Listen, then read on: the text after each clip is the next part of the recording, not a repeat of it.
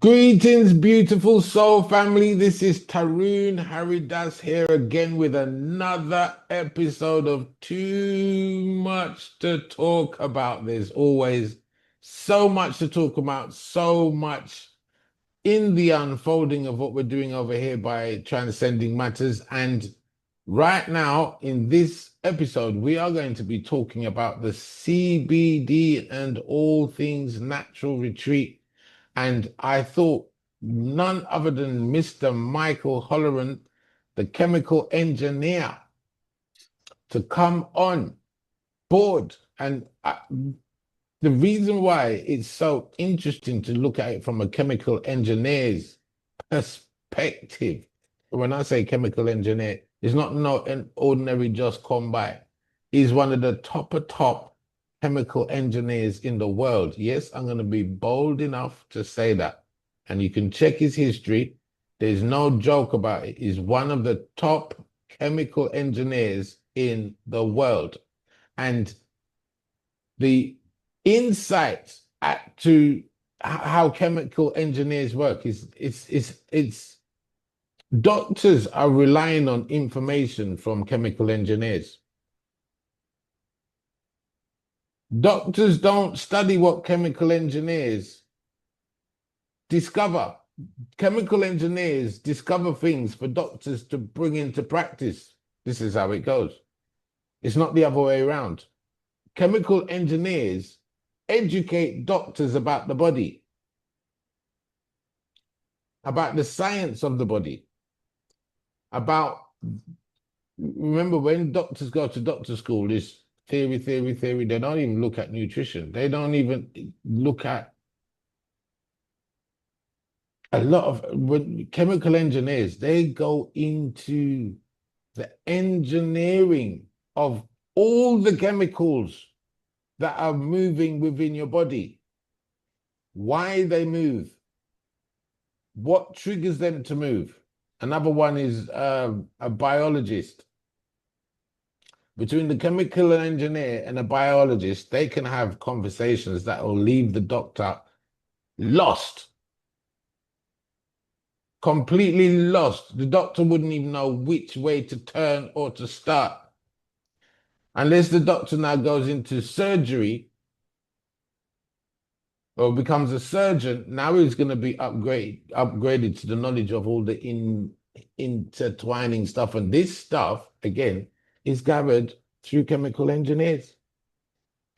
So when you're looking at chemical energy engineers that start to study the body and start to study what chemicals that are found in plants in the natural environment that actually affects the human psyche, the human condition, the human brain, the human body. Chemical engineers are behind the science of medicines. Have I got anything wrong so far? Well, you're certainly being generous.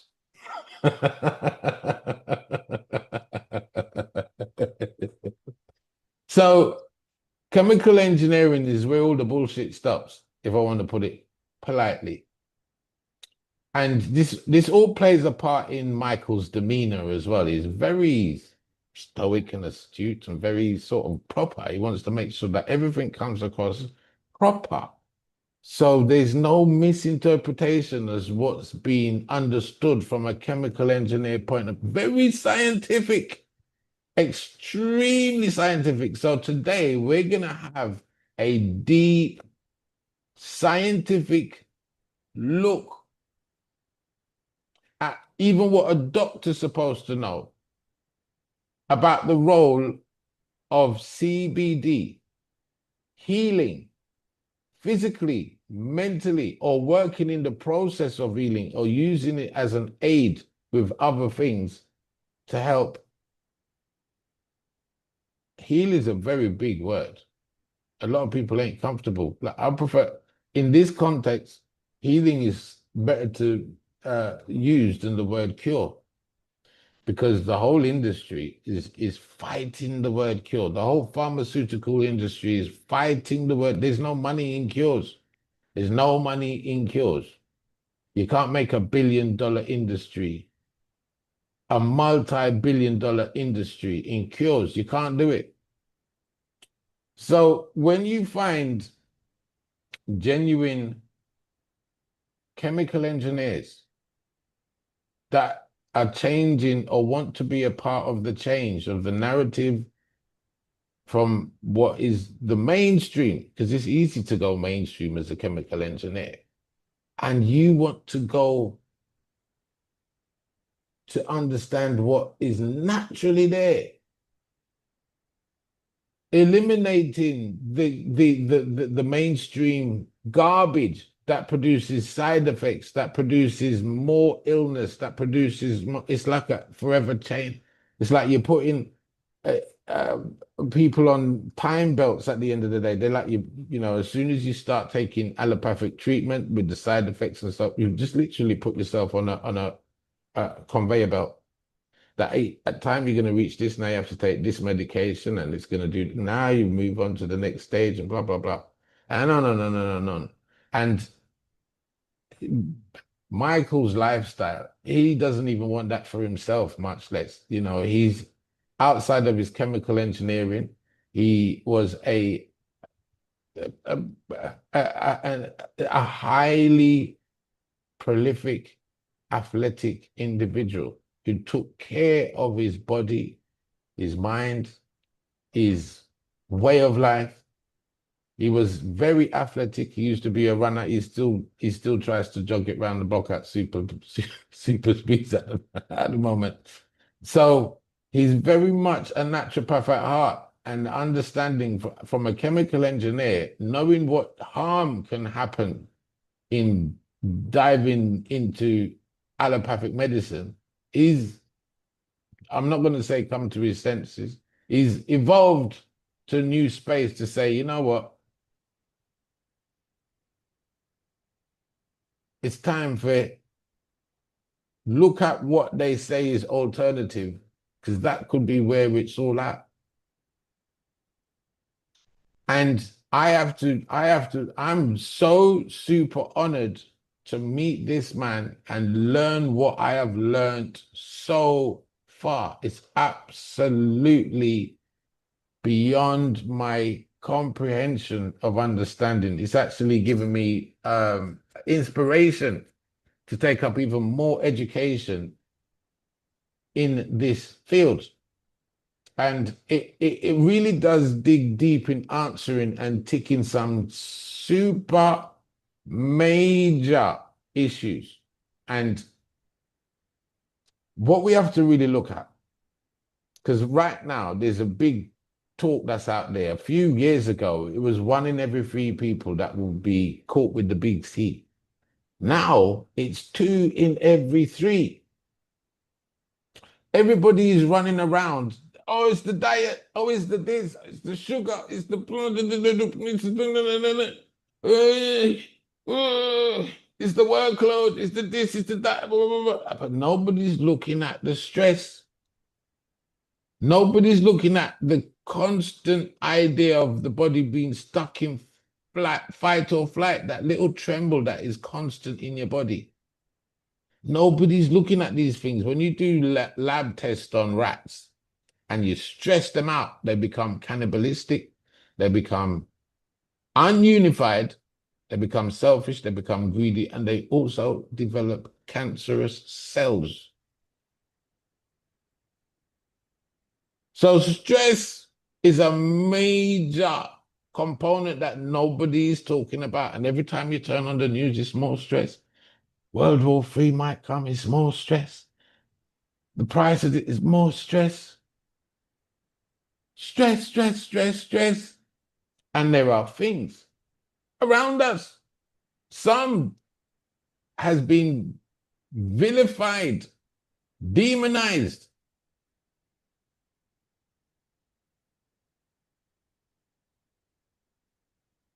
And these tools that are right in front of us, if we only knew the power, if we only knew the power of them. Now, one of the biggest backbones to the financial income profit in the pharmaceutical industry is antidepressants. Antidepressants. Nobody is checking. Well, the reports are there. Pharmaceutical drugs is the third biggest killer. Pharmaceutical drugs is the third biggest killer in the world. Pharmaceutical drugs, when it comes to the mind, you see the body now. You might get a sprain, you might get a this, you might get a that. It can heal, it can come back, even if it ain't fully 100%. It might even come back stronger in certain circumstances, and if you keep up your exercise and your training. But you see the mind, you see, once that snaps, hell forget it back. Once the mind goes, once your CB1 and CB2 receptors, when your inner endocannabinoid system packs in, Jesus Christ, and then this or them, you're head straight to the mad house. Did you understand what I just said? Once your neurotransmitters, once all of that goes pop, like fight or flight has gone so much, there's inflammation everywhere in the brain, in the body, in the this, in the that, in the subtle areas where energy is transferred from the biological to the non-biological aspect of you. There's confusion, there's pain, there's anxiety, there's all this and that. There's too much. And then pop.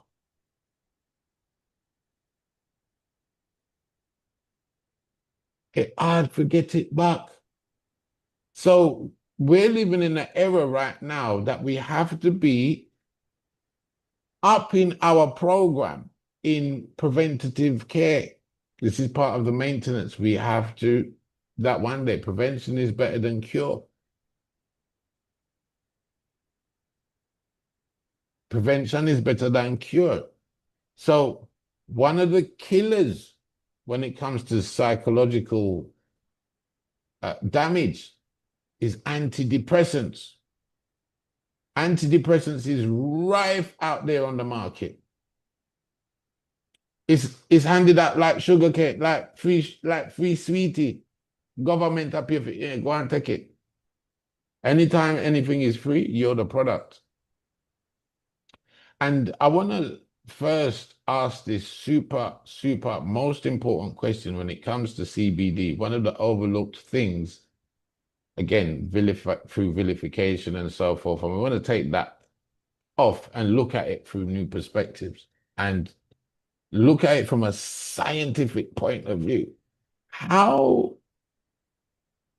would you compare CBD to antidepressants? I mean, is CBD something that you should be looking at as an alternative?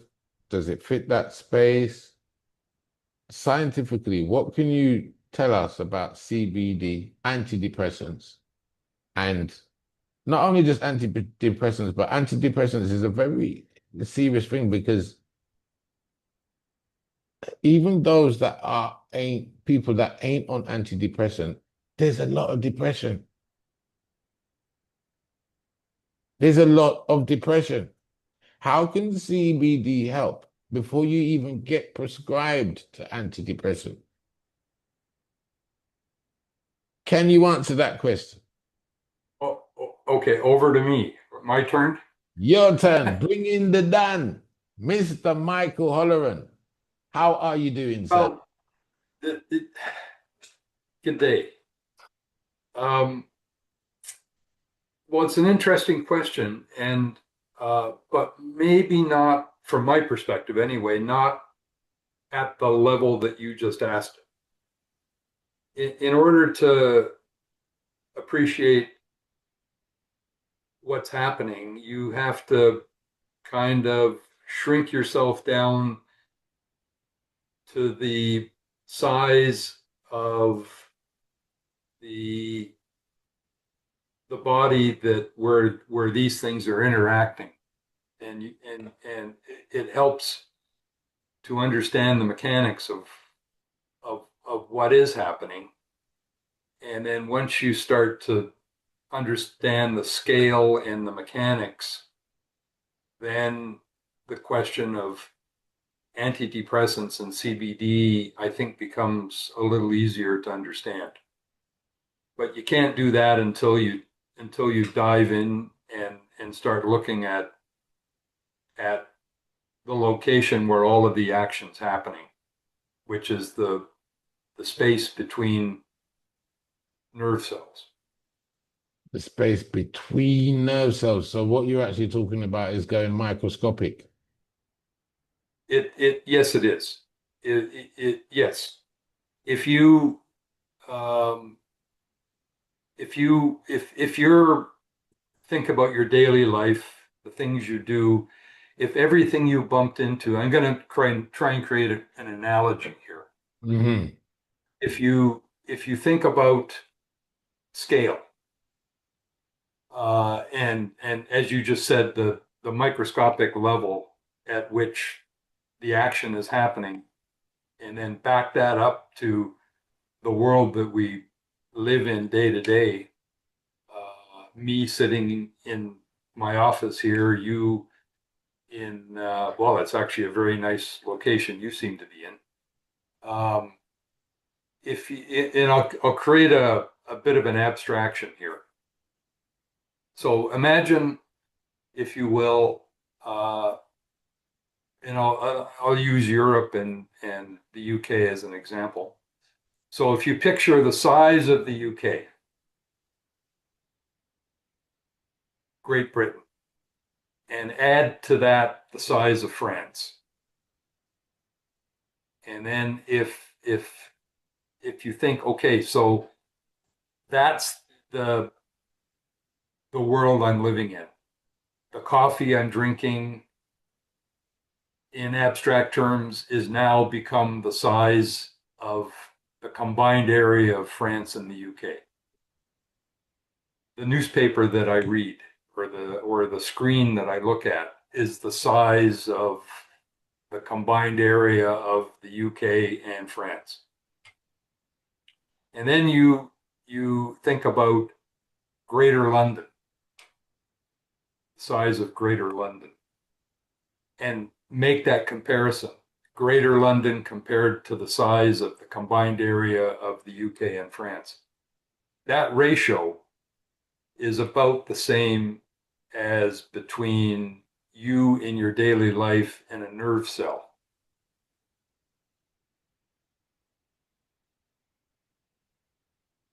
It's about well, that's about 800 times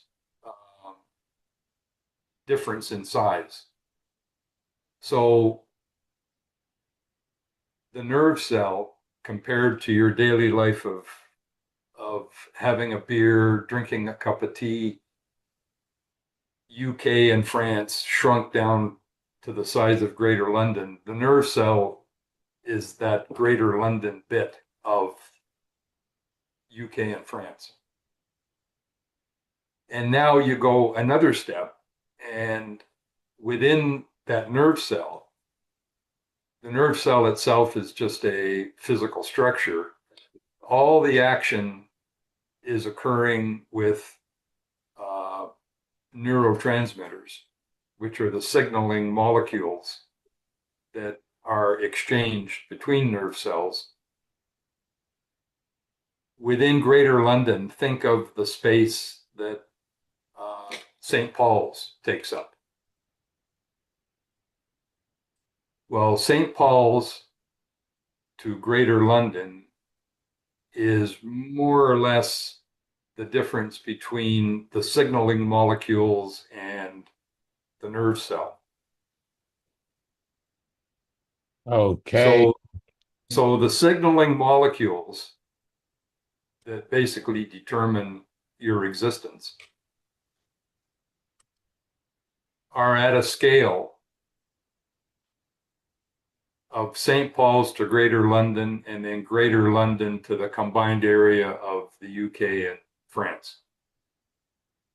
So when you're sitting having your cup of tea, which is the scale of UK and France, and then think about drilling down from that to the size of Greater London, and then drilling down from that to the footprint that St. Paul's has. That's the scale difference between the molecular interactions that are allowing you to be alive and what you experience on a daily basis.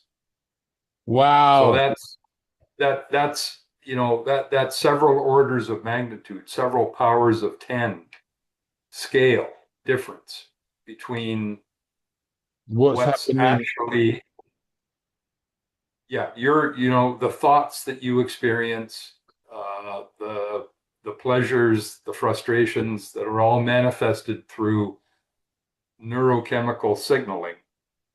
It's all taking place way down there in the footprint of St. Paul's compared to your normal existence at the scale of France and England, Wow. France and the UK. So there's some real truth as within, so without.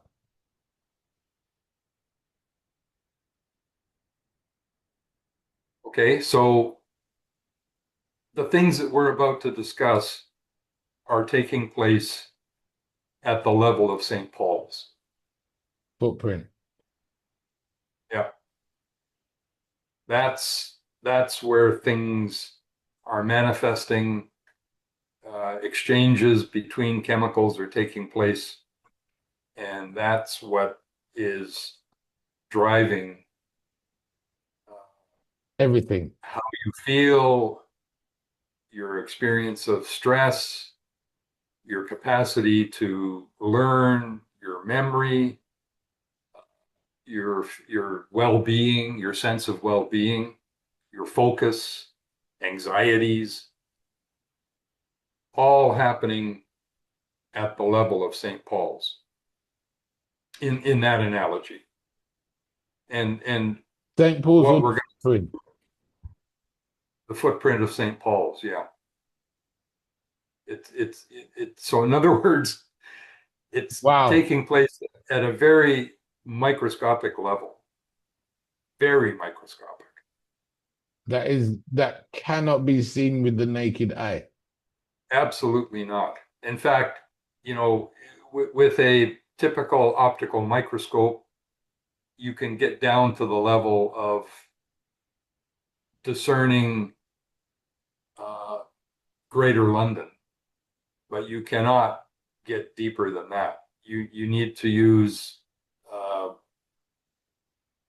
detection equipment with smaller wavelength, which is you may have heard of electron microscope. Uh, you need that to get down to get a glimpse of what's happening at the footprint of St. Paul's. So it's Wow.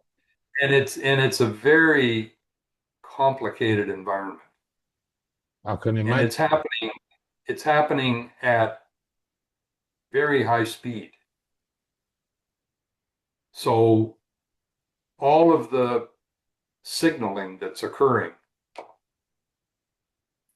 hundreds of thousands of times a second, spread out over all of the nerve endings that you have, of which there are uncountable numbers. All of that signaling is what leads to your your your experience and the body's reaction. So all of that And see, signaling, quick question, yeah, all of that signaling, would that affect your state of mind? that is your state of mind. Ah, look at that. That is your state of mind is kind of a higher level interpretation of all the other things that are happening that lead to that feeling of state of mind. Wow. And that's all connected to neurotransmitters. And CBD in and of itself is not a neurotransmitter. However, it does have a direct effect on how those neurotransmitters function. Okay. And it can affect and it can also affect the release of neurotransmitters, So which if is a very distinct that's night and day distinct from how an antidepressant works. okay. And I get, we're going to get to that because, when we were discussing my sitting here and chatting with you, you had posed a couple of questions that you would ask me, and my response was, yeah, we can sit and chat, but um, I think it would be more productive to, I don't want to say give a lecture, but present some material that would help visualize. Absolute, go for it. Share your screen. Let's dive into that space so it's not just random information being thrown out there. Let's structure it. So I'm glad you done that. If you can share your Well, screen, now I have to navigate into sharing here. So you bear can with do me. that. Well, let's hope. So yeah, it would be very good to dive into a good presentation. There you go. That will help really solidify what it is we're talking about. So Let yeah, I can me, see the presentation. I just got to move us out of the way. No, I want us there. That's Yeah, fine. well, I know, but, uh, Oh, on your side. yeah, on my side. Okay. Okay, so with the magic of forethought, here we are.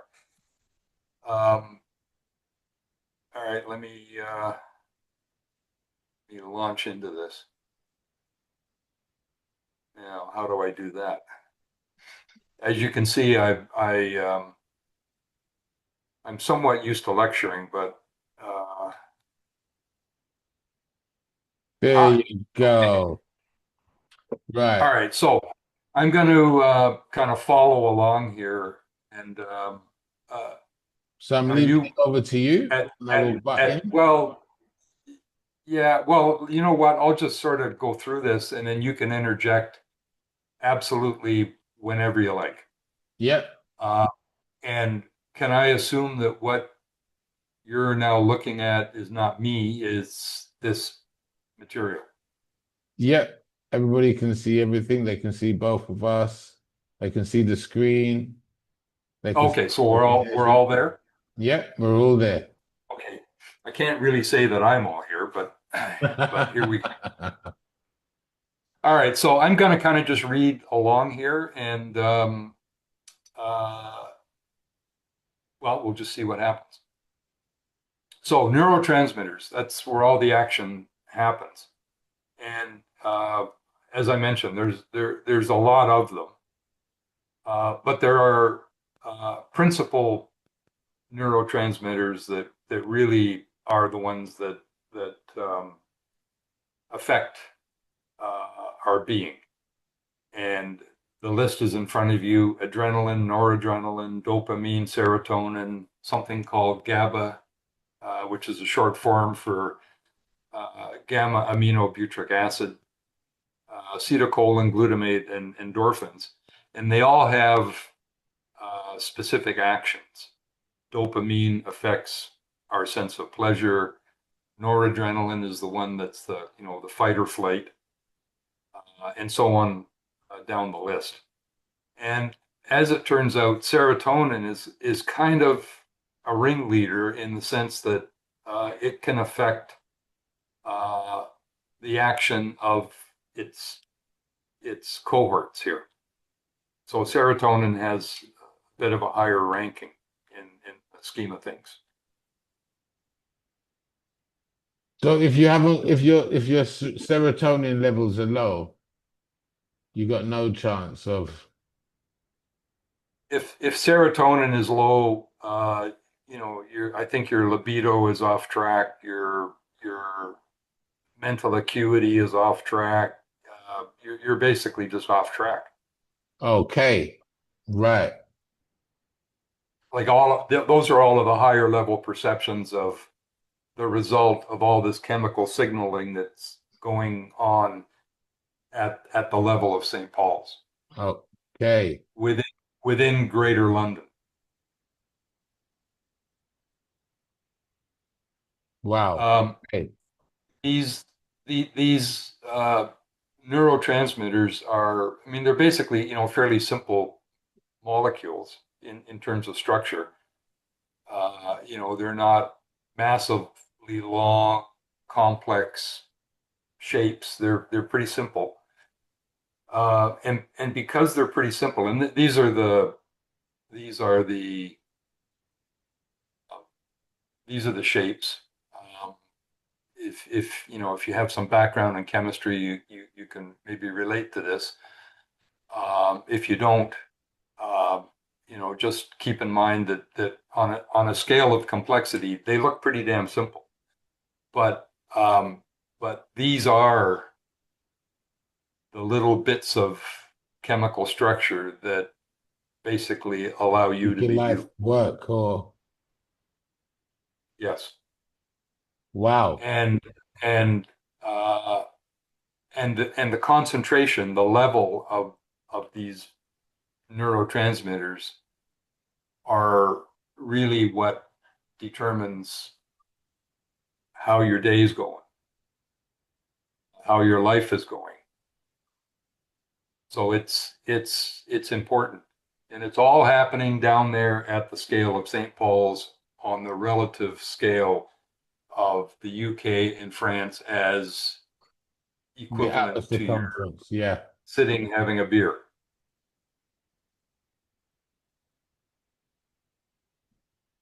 So we need to back up a little bit and take ourselves up to the scale of Greater London, which is what what this is.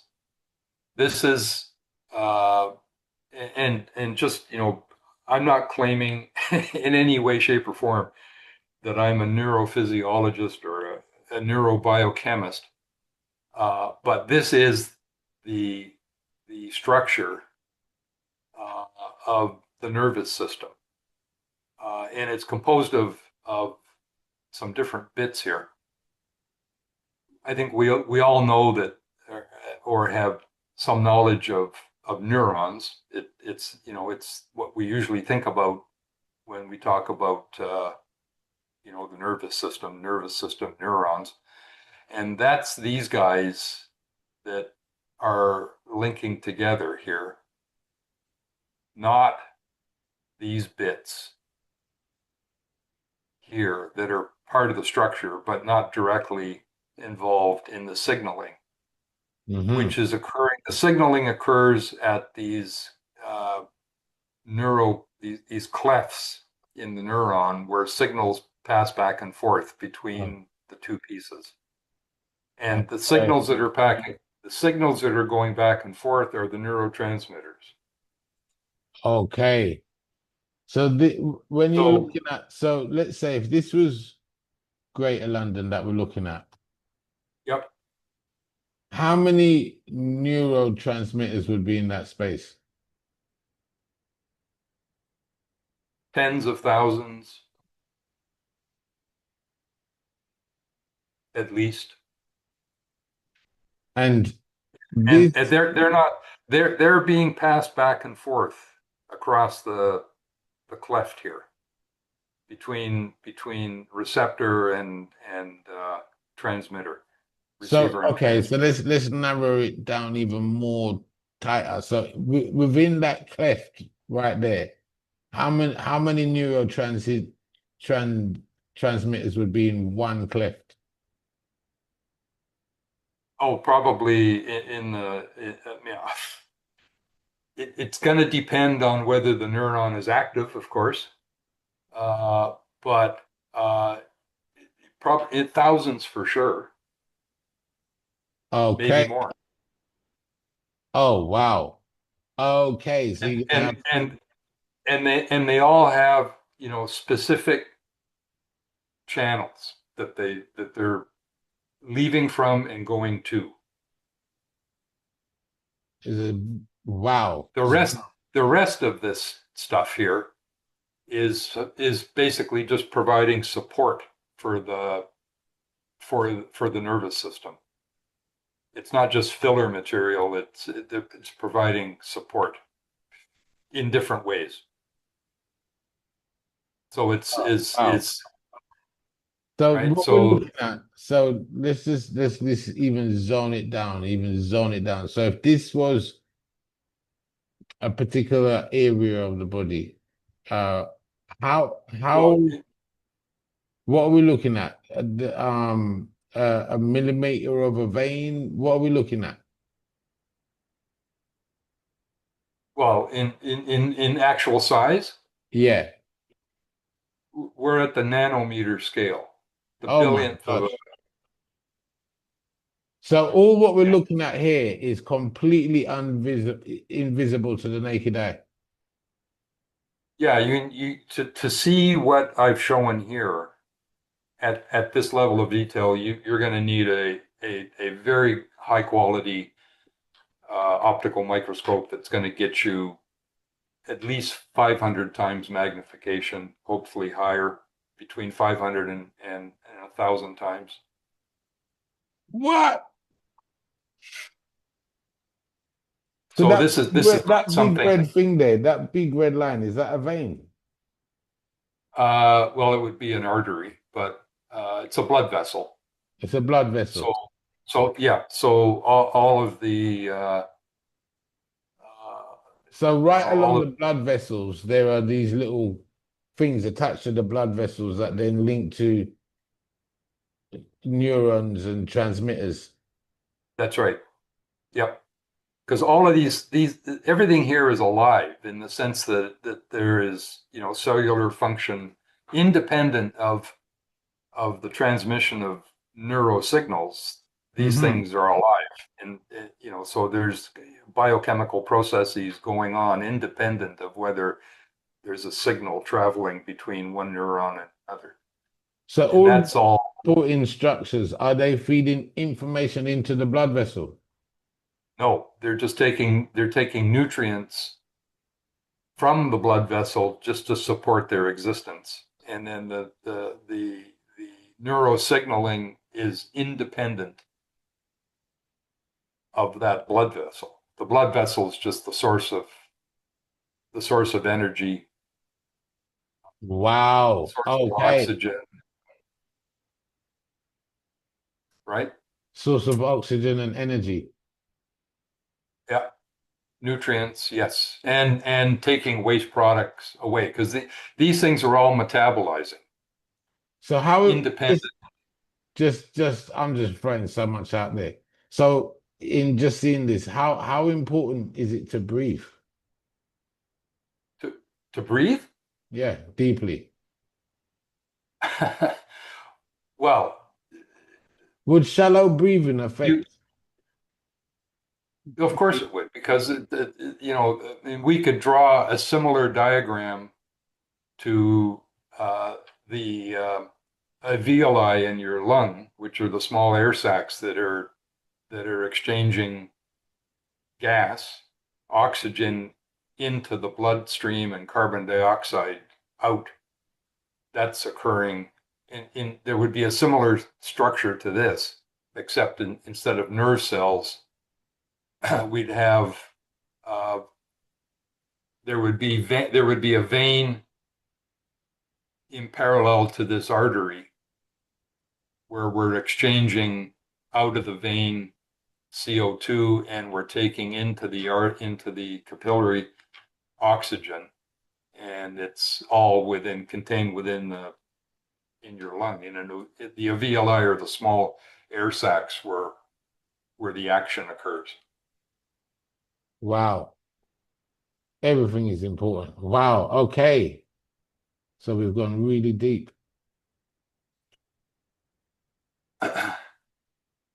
So now we're just looking at the the cleft between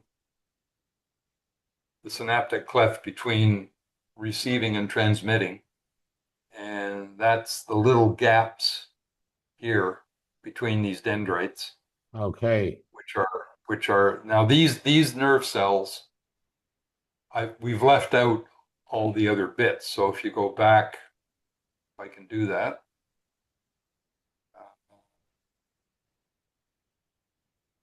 So we're just looking at the neuron here. Okay. To neuron, we've left out the microglia, we've left out the oligodendrite, we've left out the astrocyte. So we're just looking at the transmission pathway,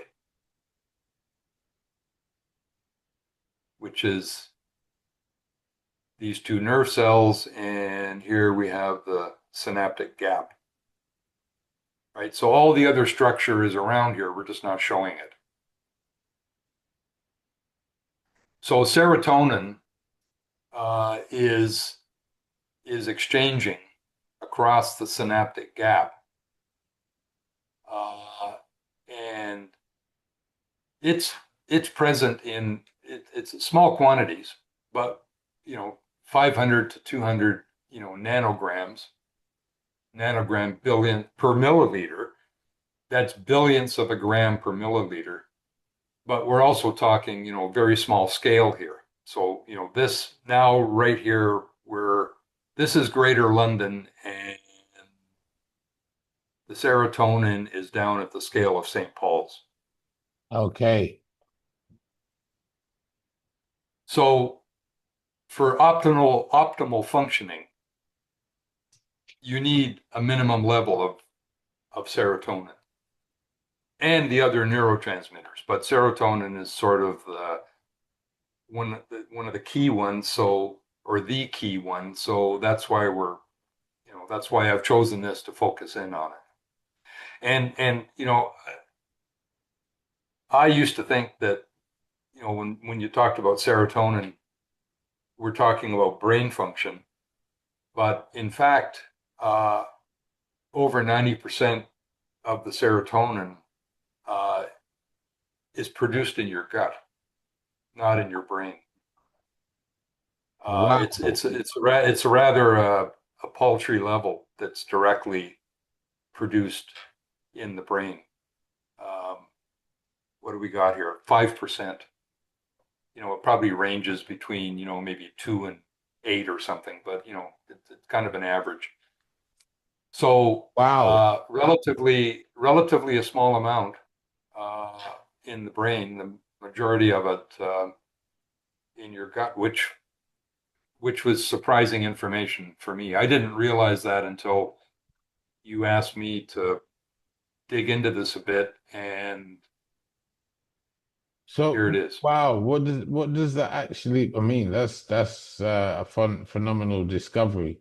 Would that Well, it just, I mean, I guess what it means is that serotonin is not just a brain chemical. It's a critical neurotransmitter for everything that happens. and if it, I mean, they say the gut has a brain of its own. Well, it does, and it's connected through the vagus nerve, um, which is the major nerve within the body, within the autonomic nervous system. So yeah, it's important for sure. Okay. Okay, So so question? is serotonin produced by the foods we eat? No, not Continue. at all. No, the the uh, the the the DNA uh,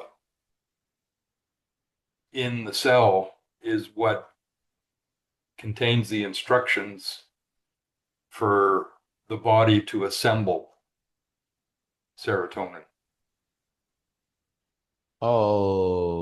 Okay. All right. So all these chemicals, all these neurotransmitters, they have nothing to do with your diet.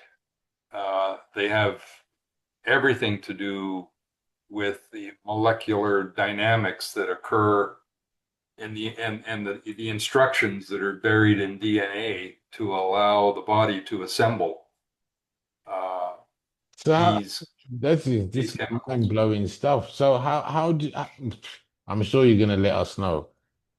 I might be preempting questions because now I'm looking at the role of serotonin. Uh, I mean, one of my questions is how do you control or how do you take control of the serotonin production in your system? But I'm guess that's going to come up. So please do continue because this is all fascinating stuff. So just to highlight, serotonin is super important at a molecular structure, a macro level that you can't even see with your eyes. And it's not food. It's not all the healthy products that you're eating and all. It's not that creates serotonin. That's right. Yep. You Continue. could have you could have an absolutely crap diet, and eventually it's probably going to be affecting your ability to synthesize not just neurotransmitters, but all the other bits and pieces that are necessary for you to be alive. Wow.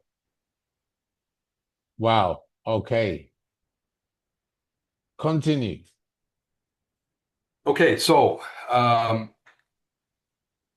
5-hydroxytryptamine is the fancy name for serotonin, and just to help with the bookkeeping, when you start looking into formal text on this subject, 5-HT is the Abbreviation. short form for serotonin. So whenever you see 5-HT, we're talking about serotonin. So as I said earlier, serotonin modulates the receptors. They modulate many of the other neurotransmitters, uh, and not just neurotransmitters, but it affects hormone levels as well. So I've just listed a few of them here. I mean, whoever's looking along with us here, you can read the list as well. Mm. Um, and these are all, I think, names that would be familiar. Maybe not all of them, but Okay, uh, so that one right in the middle, serotonin receptors influence various biological and neurological processes, including aggression, anxiety, appetite, cognition, learning, memory, mood, nausea, and sleep. That's a big pack. well, as I said earlier, serotonin influences the other neurotransmitters. So serotonin directly may not have a connection to this list, but through its Function. influence on the other neurotransmitters, uh, it does. And if I So was a without dentist, serotonin, the other transmitters won't work. if well, they would work, but they wouldn't Not at its work. optimum. Yeah. So the other ones on the list here, serotonin is affecting all of them, right? So when we go Okay. back to that list that we just looked at, you'll see that the other neurotransmitters have a more direct response, like acetylcholine to learning and memory, endorphins to your feeling of well-being and feeling euphoric. If you go back to that list we just looked at, there's some repetition, and the repetition is there because serotonin is indirectly affecting the other neurotransmitters, Okay. which puts serotonin sort of up at a higher level of importance.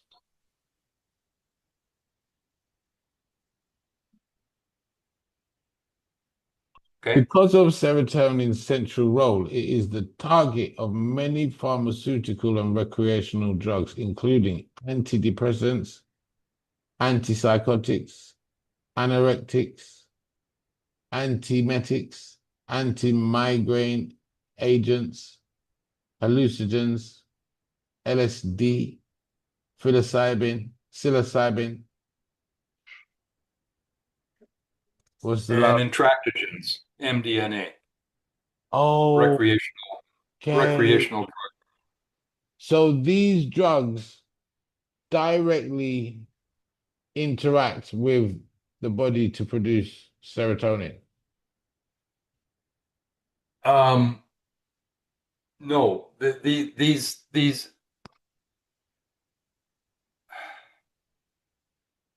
indirectly. Indirectly. Yeah, because serotonin is kind of in the middle of the ring of the circus. Uh, Oh, then I get it now what you're saying. So antidepressants are looking to target or affect how the serotonin is in your body. Not that it's doing a yes, good job. yes, Right. that's right. Right. Antipsychotics, they're aimed at Are the affecting serotonin. are affecting serotonin. Gotcha. Anorexic are affecting serotonin, and because serotonin is affected, it means that the other neurotransmitters are along for the ride. Okay.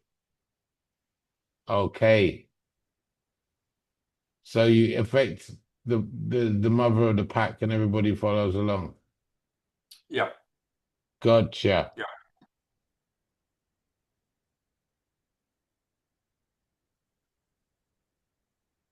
So, there's a lot of money that's been spent in the pharmaceutical industry to uh, come up with drugs that have, direct effect on, well, on a whole range of things, but neurotransmitters have been a target, and serotonin has been a bigger target um, because of its relationship to your your feeling of well-being, how positive you are, your mood, your emotions, your general state of health, which is reflected through whether you get a good night's sleep or you don't.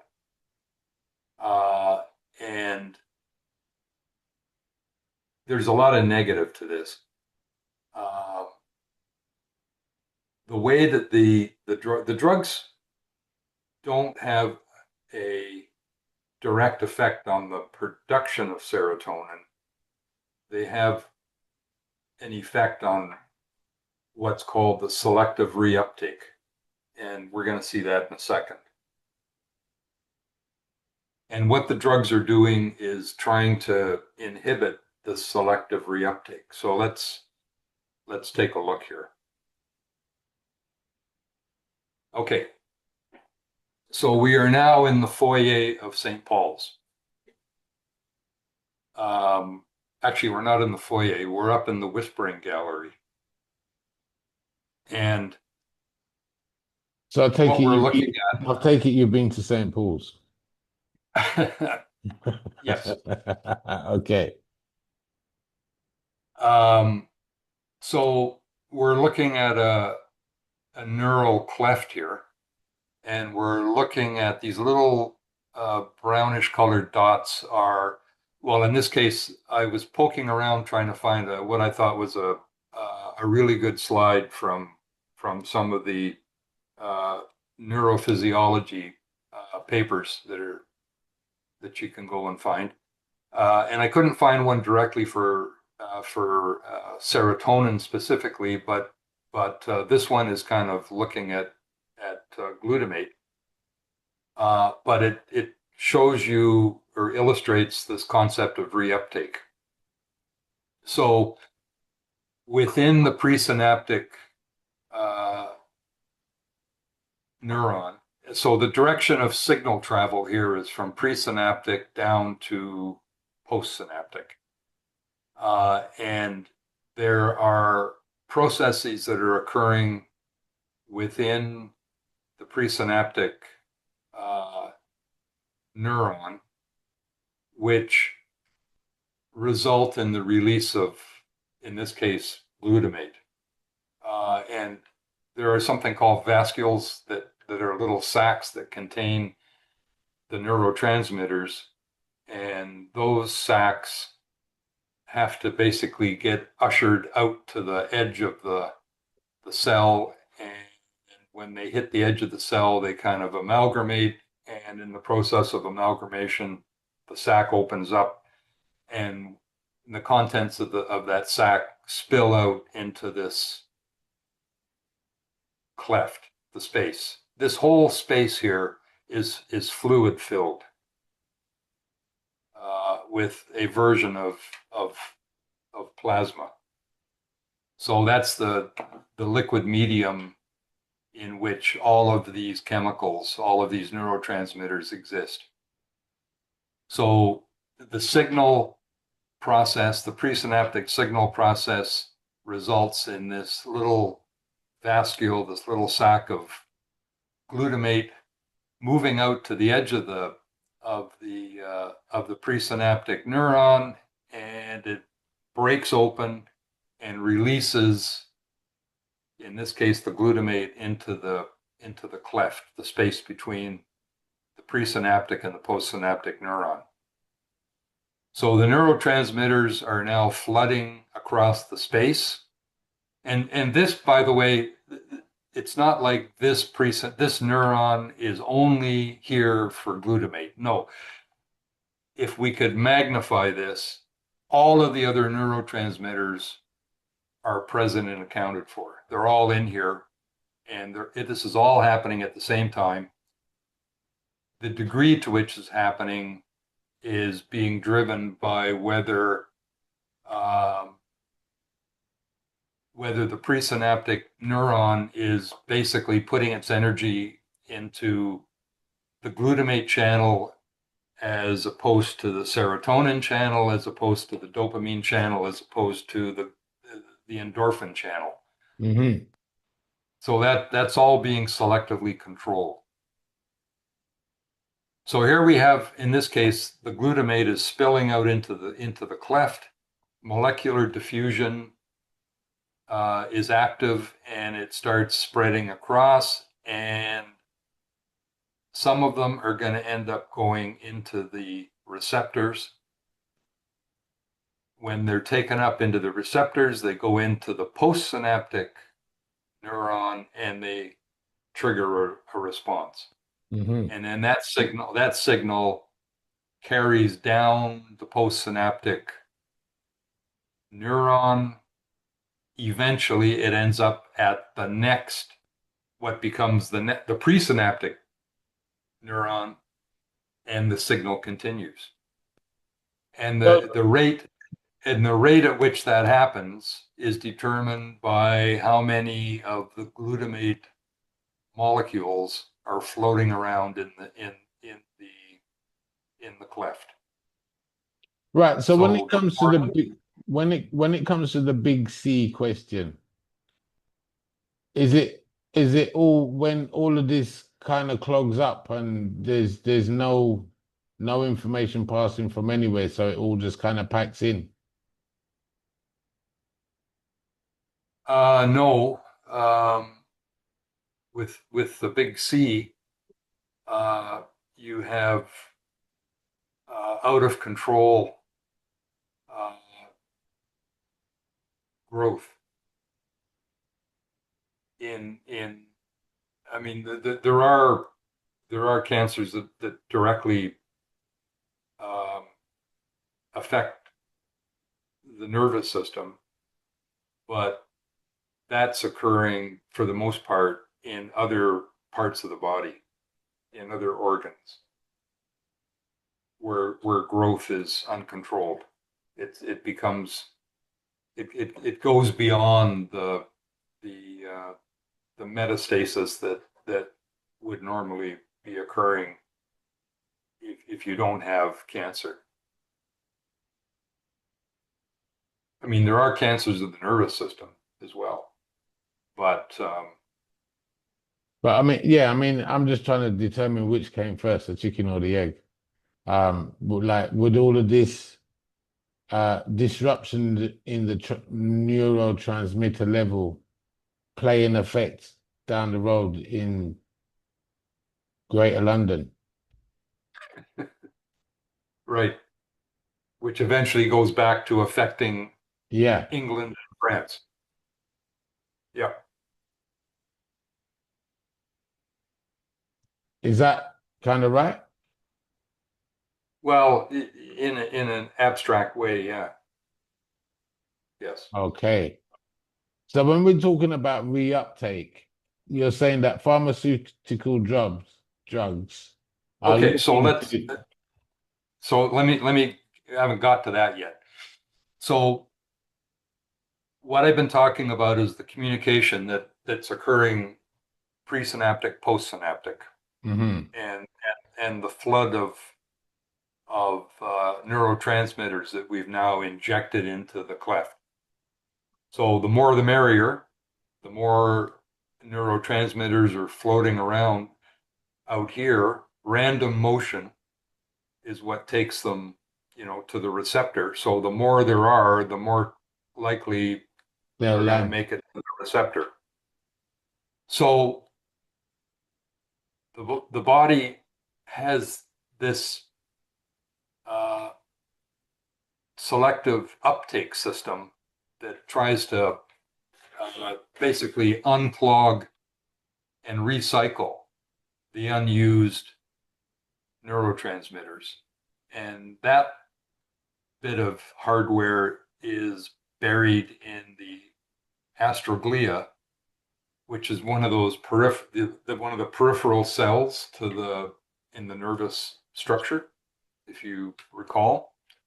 If I can go back without screwing this up. Yep, here. So all the action that I'm talking about is what's happening in the cleft, and there's an extension of the astrocyte that encompasses the cleft, Yeah. and that is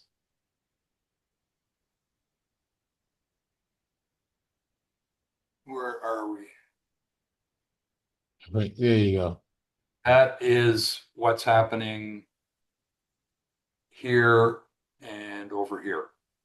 So there's a mechanism within uh, within uh, the astroglia to take those excess molecules and bring them, recycle them basically through a biochemical process. In this case, the glutamate is first taken in, basically swept out, or not swept out, but random motion, uh, Brownian motion brings some of those uh, molecules Back into back play. into here. They go through another biochemical process. They get resynthesized into glutamine. They get re-released. They get taken back up into the presynaptic Chamber. nerve, and they get recycled into glutamate. So idealistically, nothing gets wasted. So idealistically, nothing gets wasted. That's right. But this is like a bit of a vacuum cleaner sucking out some of what's been released, reducing how much actually has a chance to make it into the postsynaptic nerve to continue the signal. So that's the selective reuptake. So in this case, we're using uh, glutamate as the example because that happens to be the one that I discovered or found when I was looking for an example of this. Hmm. This is going to be repeated with all the other neurotransmitters, and in fact, in these presynaptic and postsynaptic endings, all of the other neurotransmitters are present and accounted for. So, on a scale of, I mean, this is at the scale of St. Paul's. This is at the scale of Greater London. Okay. So you can imagine how many St. Paul's can you scatter around and to take up the space of Greater London, and it's a lot of St. Paul's. So you can imagine that there's a lot of receptors spread around Wow. here. We're just looking at, at one for One. illustration purposes. But this is repeated. If I could change the diagram, it would look exactly the same for adrenaline. It would look exactly the same for serotonin, exactly the same for Yeah. gamma aminobutyric acid. So they're all happening basically at the same time, and all of this selective reuptake is occurring at the same time. Okay, so So pharmaceutical drugs look to enhance the react. well, pharmaceutical drugs, as you could appreciate, um, this is complicated, right? Very. This is not a A equals B situation. Yeah. There's A equals B equals C equals D and so on down the list. So it's complex. So from a pharmaceutical perspective, you're looking at this and you're going, well, okay, so I want to develop a chemical messenger that can affect the neurotransmitter that I'm interested in. So how do I do that? Can I can I somehow intervene and increase the rate at which I release the neurotransmitter? Is there some way I can increase the probability of capturing the transmitter and getting a response? Is there some way I can just reduce The waste. the uptake so that there's more floating around? Hmm. And the route that was taken is to, uh, for pragmatic reasons, is to come up with some mechanism of blocking the uptake.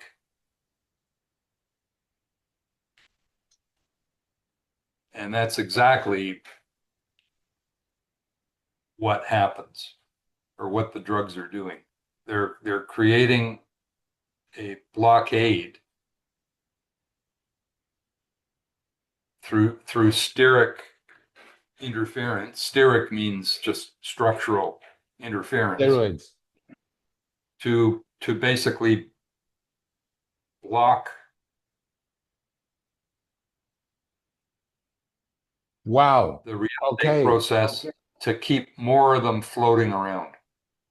Not unlike, in the Napoleonic period, well, and post-Napoleonic, one of the strategies to prevent the other guy's navy from getting out and getting at you was just don't let them out of port. Lock them in the port. Well, this is kind of the reverse concept. We're blocking them out of the port. So the more we block this off, the more we keep a higher concentration here, which increases the probability of having them go through these portals and creating a postsynaptic signal. Wow. Oh, But wow. you can appreciate that this blockage is a the fancy word is a steric effect. It's a structural effect. But the astroglia here has got a repeat of these guys for all the other neurotransmitters. So they're all peppered across here. And geometry is determining which molecule goes through which hole. the reuptake inhibitors aren't so sophisticated and they end up blocking everything. Maybe a higher percentage of reblocking to the target. And we've been talking serotonin. So the reuptake inhibitor that we're talking about here is one that's serotonin directed, but it may have most of its effect on serotonin, but it's like if you know what a normal distribution looks like, it has the highest probability around the mean, which is serotonin, but it spills out into all the others. So the serotonin reuptake inhibitor may be aiming itself at serotonin, but it's spilling over and it's inhibiting adrenaline, noradrenaline, dopamine, GABA, acetylcholine, endorphin, glutamate. It's affecting all of them in different levels.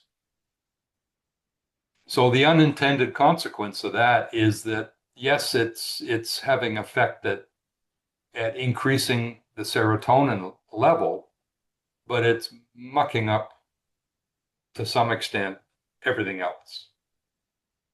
So it's not perfect, but it's the pharmaceutical answer to the need to find ways to increase serotonin Okay. or any of the other neurotransmitters. It'll be a different drug, but it's aiming at the same effect to So inhibit. how does CBD play a part in this now? Okay, we're going to come to that. Okay. Uh, so I just threw a list here. These are all foreign words for me because fortunately I'm not being medicated with selective serotonin reuptake inhibitors, but I'm sure there's going to be a lot of people that might be listening to this where They can relate. these words here they're going to relate to them, and to one degree or another. So these are the the common drugs that are often prescribed, Hmm. uh, aiming at trying to increase serotonin.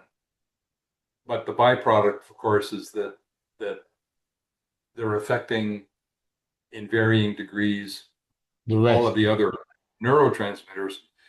And the result of that is that you you have a list of side effects.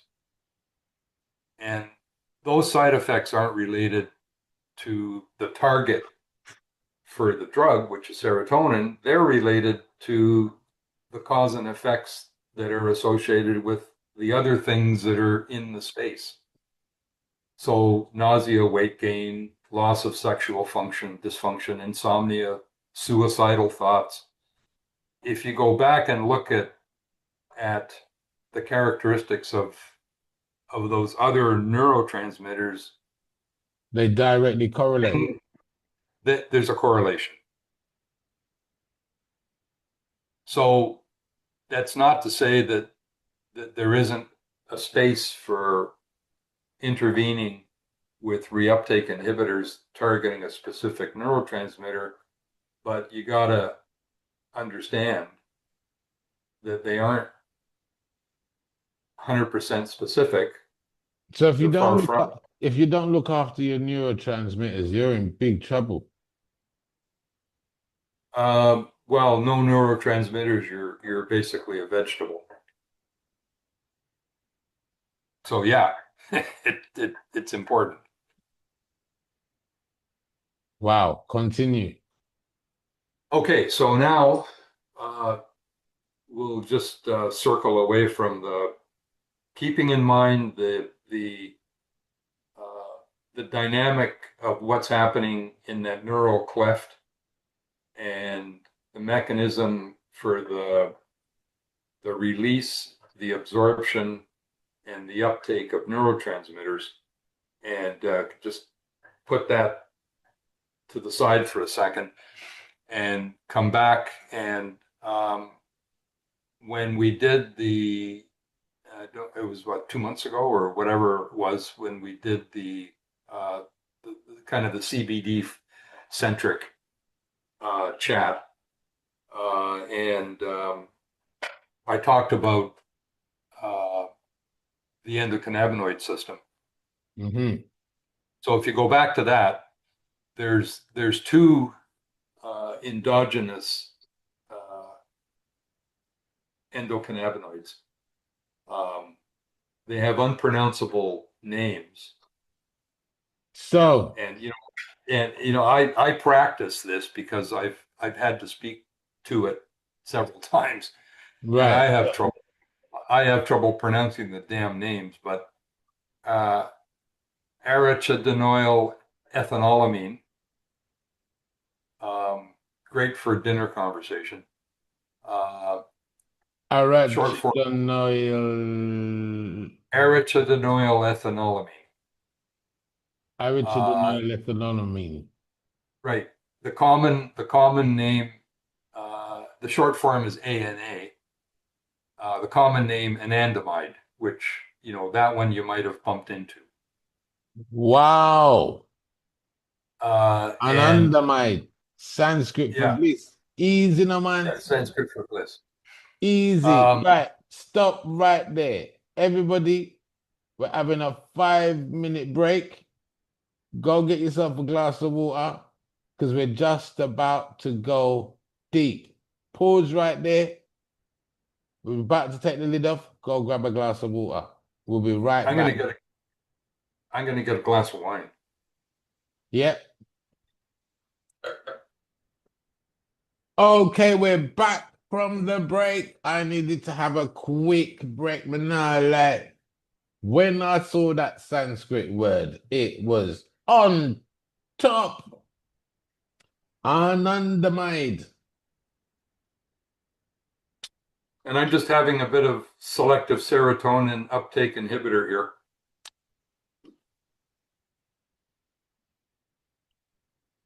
I like that.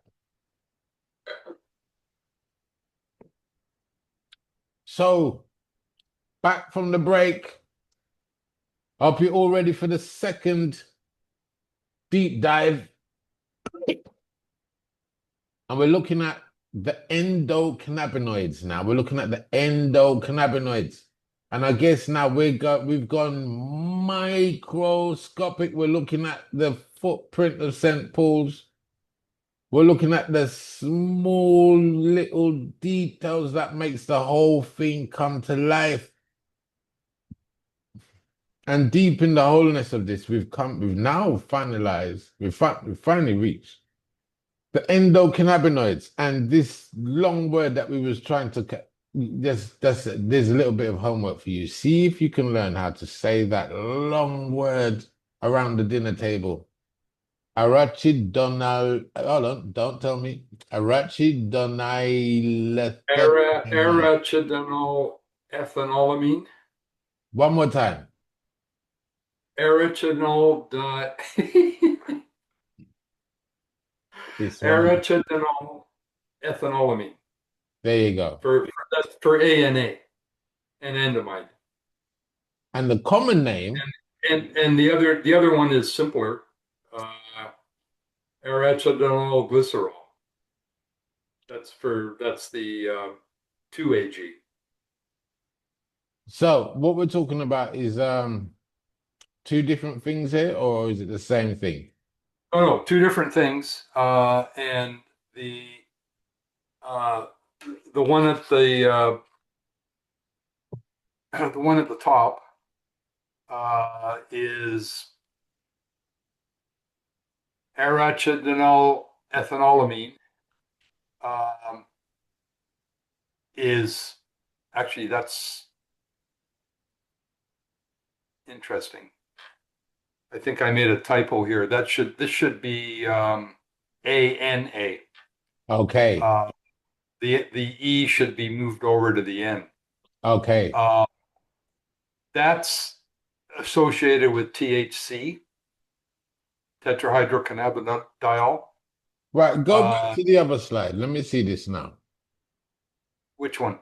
The first one, the one just before this. Before this? Yeah, right there. Right there. No, no, no, no, no. After that one. Right. That one? So, CB1 receptors, ANA, common name anandamide, CB1, Yep. highly effective agonist. This is Yes. the THC. Yes. That's yes. That the phytocannabinoid or the exocannabinoid equivalent is THC. Correct. And when we say agonist, what do we mean? Well, agonist and antagonist. Agonist is promotion. Okay. Antagonist is retreat. Okay. So CB1, let's get this really crystal clear. The CB1 responds to THC, Yes, and the CB2 responds to CBD. correct. That mean there again there's spillover.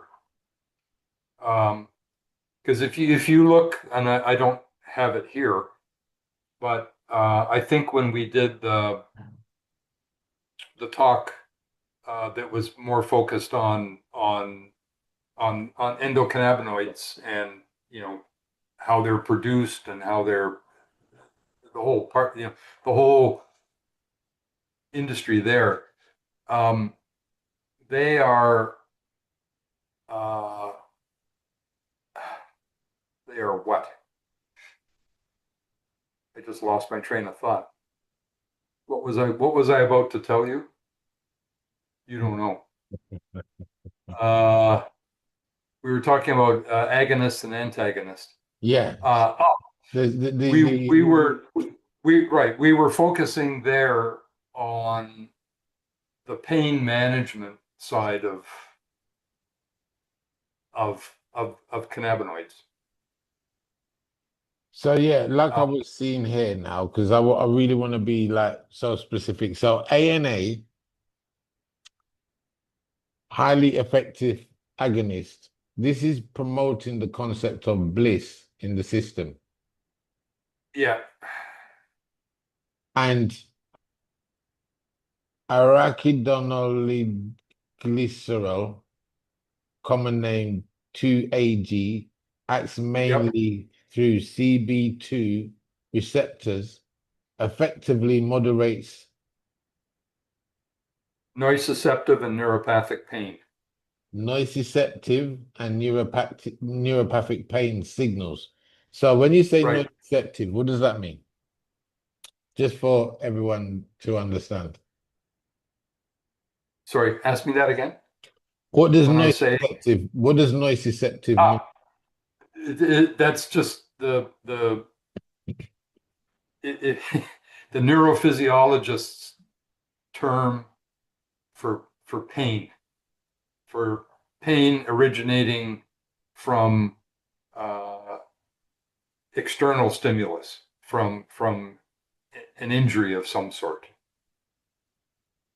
And when you say and neuropathic, what does that mean? Neuropathic neuropathic pain is a form of pain which is has nothing to do with any external injury or pressure. It's self-generated within the nervous system.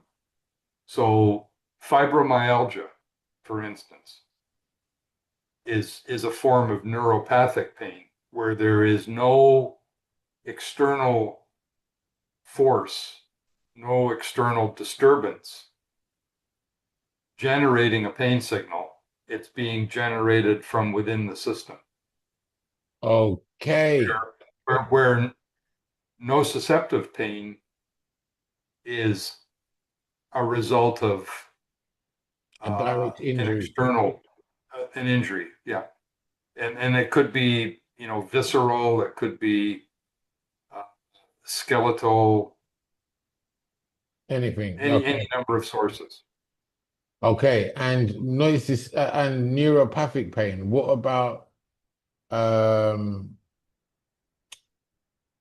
pain from thought patterns, anxiety, stress? That's neither. What would you call that? That's mental. Mental pain? Perception of, yeah, mental pain. It's pain that's being generated within the brain, not pain that's being transmitted up through the nervous system to the brain. So pain that's uh created in the brain.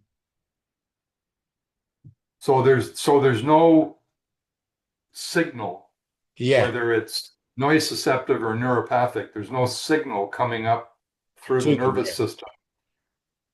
Right. Are It there it CB2 receptors in the brain? Yes. There's Okay. CB1, CB2 receptors. Yeah. In the brain. So CB2, the CB2 receptors in the brain, CBD can affect what is happening on the mental plane? Yes. So let's get to that. If it's okay. Of course. Okay, so we've done the tongue twister thing here. Uh,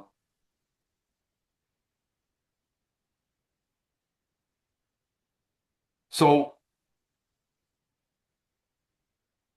endocannabinoids, just a quick restate. Endocannabinoids are those unpronounceables that we were just talking about. And then there's 5-HT. the and then there's the external version, which are the phytocannabinoids, which as far as the body is concerned, are exocannabinoids from without the body, right? But they're phyto in origin. So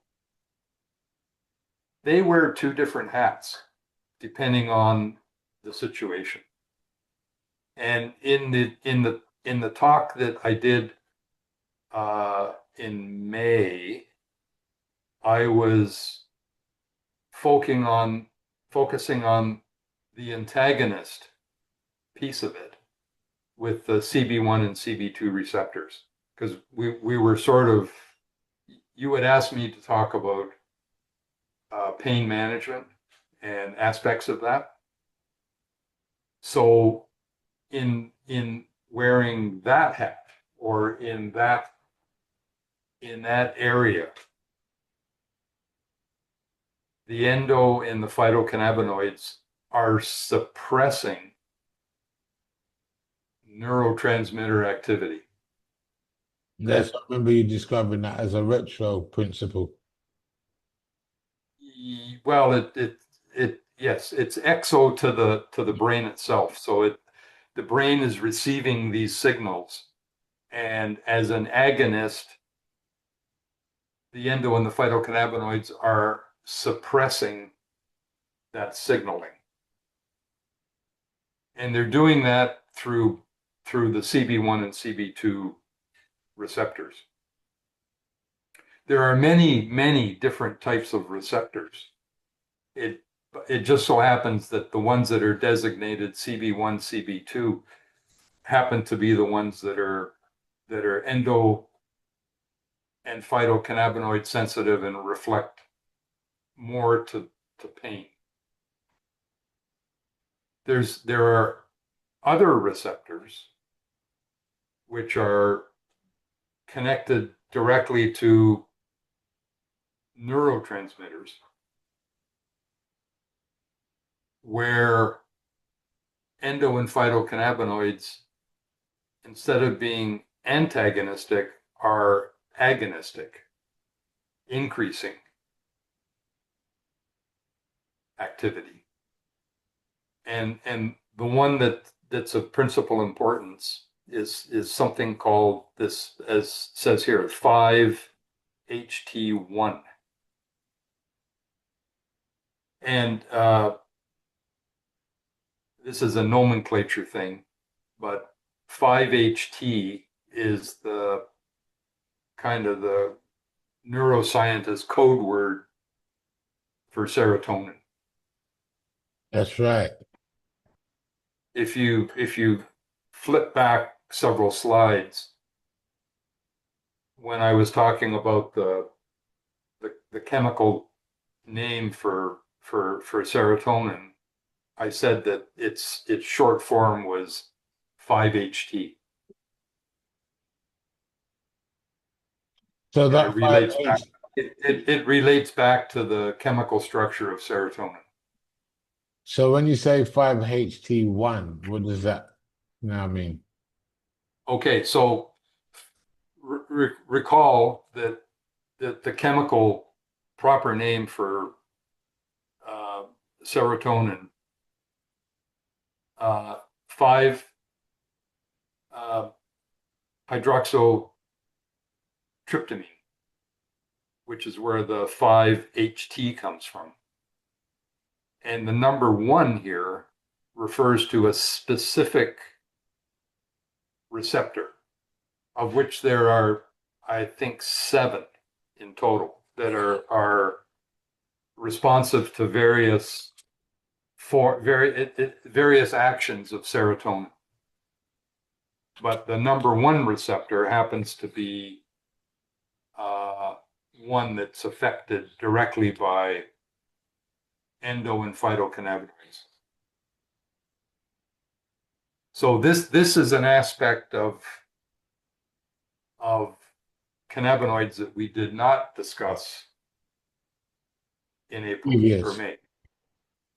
Okay. And I bring it here because in this current discussion, the focus has been on sense of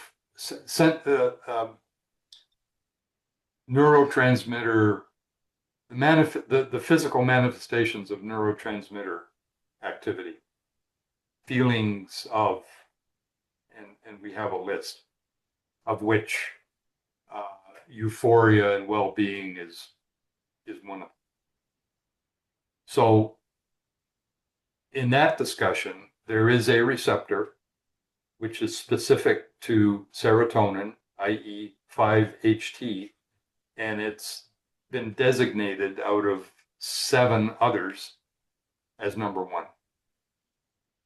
And that's the one that the endo and phytocannabinoids zero in on. And it has the effect completely opposite to the selective serotonin uptake inhibitor, which is seeking to increase serotonin levels in the synaptic cleft by blocking their uptake.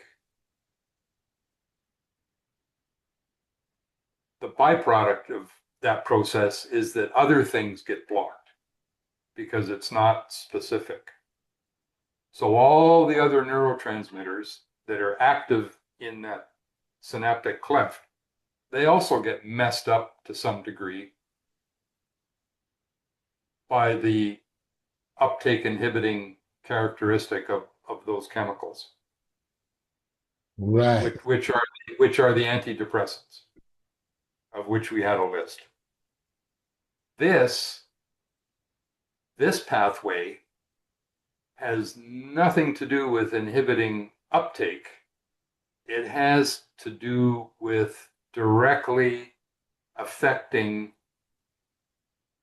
the production of serotonin in the first place. So we're boosting production. So we're talking about now the difference between taking antidepressants and taking CBD. So this is what's happening when you take CBD. Yes, Right. yes. Independent CB, you can't take CBD and say, okay, I'm into modulating pain signal. I'm not into neurotransmitter activity. You get you get it all. So in the process of taking CBD to inhibit pain signaling, you are also increasing serotonin levels, which, when you think about it, is not such a bad thing because pain is not nice, and the perception of pain spills over into all the other senses. So here, CBD is binding to CB1, CB2 receptors, more to CB2 than CB1, but it going to both. So it's modulating, it's an antagonist to the pain component, but as a byproduct, it's also an agonist to making you feel better. Okay.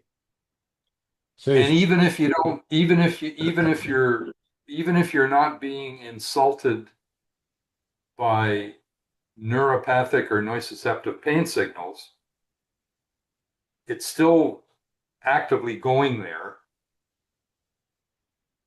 and suppressing basically signals that aren't there, but it's acting as an agonist on increasing serotonin, and because it's increasing serotonin, recall from the first part of this discussion, serotonin has a cascading effect to also increase other neurotransmitters by virtue of serotonin kind of being at the top of the hill. So it's increasing serotonin levels and it's doing some pain blocking, okay. And it's doing it in a which is distinct from the idea of increasing serotonin levels by inhibition. blocking reuptake, selectively blocking reuptake, but selectively in quotations because it's also selectively blocking other things that are in the mix, right? So taking CBD does it all like naturally without having to actually interfere with the system. It certainly interferes way less. Wow. That is really interesting to understand. And again, if we're looking at And it, we did not talk about this in May because at that point the focus was we were talking more about its effect on pain management. And maybe that was just my mistake that that's how I interpreted when you asked me to comment. and this is what brings so much complex understanding to it's not like you're saying, it's not just a one on one equals two. There's A plus B plus C plus D plus E. No, there's a chain of events that are happening here. And what we're talking about are rudimentary energetic signaling in your system, both in the brain and in the body, both not only just suppressing the idea of pain, but actually boosting the idea of well-being. So even if Yes. Yes, and in May, our discussion was sort of uh, at the Greater London level.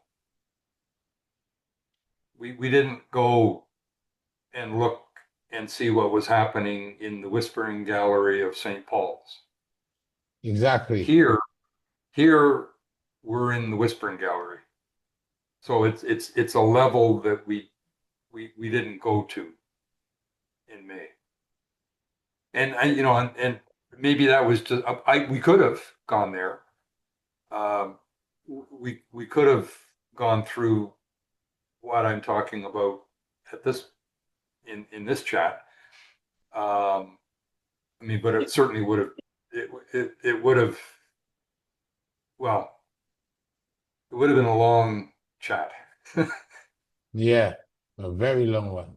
So, like I said, even back then, there's going to be so much information to reveal as we go along. There just wouldn't be a chance to fit it all in one session. So, this is a beautiful follow-up to really get a deep. Well, I think, you can only take in so much at a time, right? Absolutely, And I mean, absolutely. and don't think for a second that this all came to me in a flash.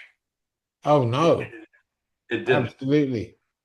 So roll on. Let's see where this all leads to Well, in we're kind of coming to the end of it here. Um, so in May, in fact, I took this diagram uh, out of the presentation in May.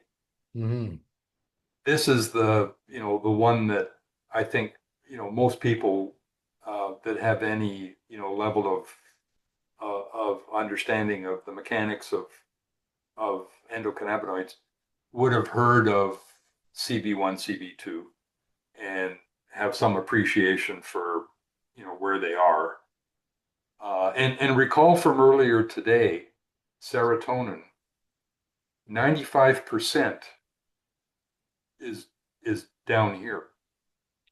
Okay. Only 5%, or plus or minus, is up here. So even though we think that serotonin is a brain thing, no, it's not. And recall the concentration that you see of little dots here Hmm. exactly follows the vagus nerve, which is the Oh, largest which is the largest autonomic nerve or collection of nerves that we have. so just a It's question, regulated.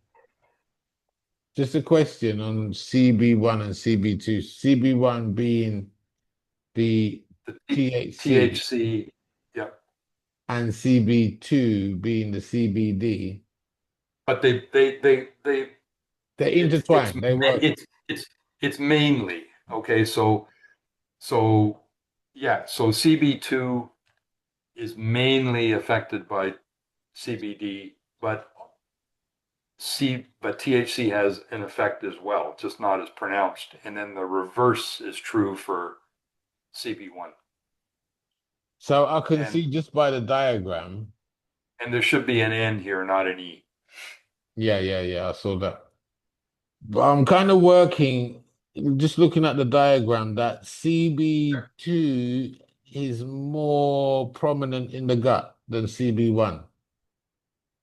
Well, the gut and the peripheral organs, or like in the extremities, in the soft tissue. So CBD has a more It's profound more of a effect. body. It's a more of a body-wide impact. The CBD has much more of a body-wide impact on producing serotonin across the body Yeah, or helping with the production of serotonin correct. while suppressing information that is stopping the flow of serotonin and all the No other. pain. Well, it's suppressing pain signals. So does pain signals stop serotonin? No, pain signals have nothing to do with serotonin. Okay, I'm just playing fast here now. So pain signals, uh, Serotonin may help you mentally overcome uh, being overwhelmed by pain, okay, but it's got nothing to do with attenuating the pain signal itself. that's more just the CBD at work. Yeah, yeah, because that's a neuropathic. or a nociceptive input. Okay. So the CBD is multifunctional. CBD is more utilitarian. Yeah, it's like the kitchen knife that does everything. Did you hear that? That is the CBD is utilitarian, like the kitchen Yeah, knife. Can use it cut the bread, you can use it butter the bread. You're not supposed to be eating bread, but it's an analogy. you can't make this stuff up. You just can't. It's ridiculous. You just can't make it up. So CBD is a real soldier in the body, doing multifunctional tasks in aiding the euphoric experience of life, to diminishing the idea of suffering, to aiding the signaling so you can flow easy on the path of least resistance. Yeah, but it's not psychoactive. That's the THC. That's THC. And the THC, I can see But here. there's a bit of a hook in that too. That if you're being insulted uh, by all this, whether it's neuropathic or nociceptive pain signaling, um, and you choose to recreate with something that has tetrahydrocannabinol in it, you're going to do the hallucinogenic thing, but it may not be a happy trip because in the background you've got all this, call it noise, but all this pain related noise going on. So you're not going to get a pleasant vacation stay out of that because you're not In other dealing with words, you'll be noise. tripping, but you still be feeling the pain. Oh, absolutely. It'll be, yeah, it'll be a vacation in the worst, uh, in the worst So is home it, rental. so in other words, this is highlighting the importance of the CBD.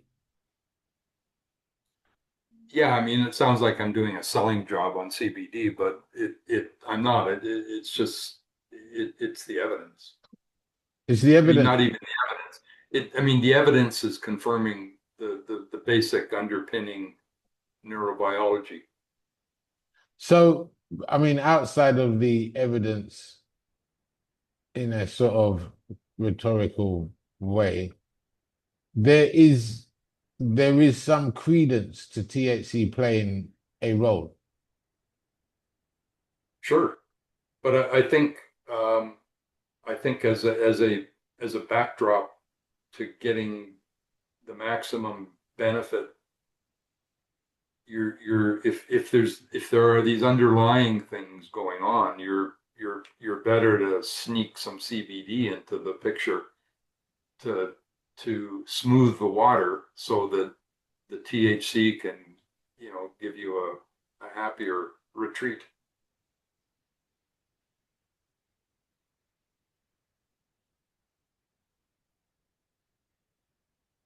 Or just don't do the retreat, just attenuate the inputs, which would be the CBD, and boost your neurotransmitter activity at the same time. So I'm just playing around here now. I'm really playing devil's advocate. So in terms of, where medication, or if we say the process of making medicines or extractions and all of these things to really isolate components from plants and so forth. if we look back to nature as a whole, before we get into extreme crossbreeding, would you say that there's enough in nature, like for instance, a particular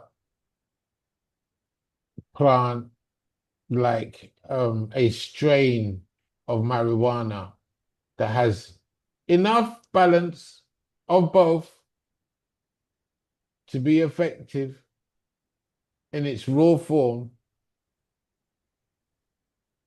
to aid this process of CB1, CB2, serotonin, even if it was to boil a tea or whatever.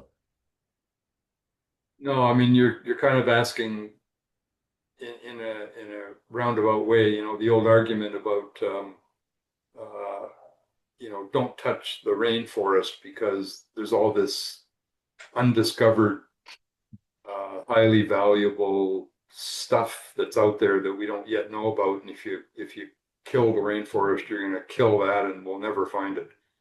I don't, I don't buy into that philosophy. Um, I don't. I mean, are there things out there that could be of benefit that we don't know about? Yeah, of course, but um, Now, maybe you're misunderstanding my question. I think What's I am.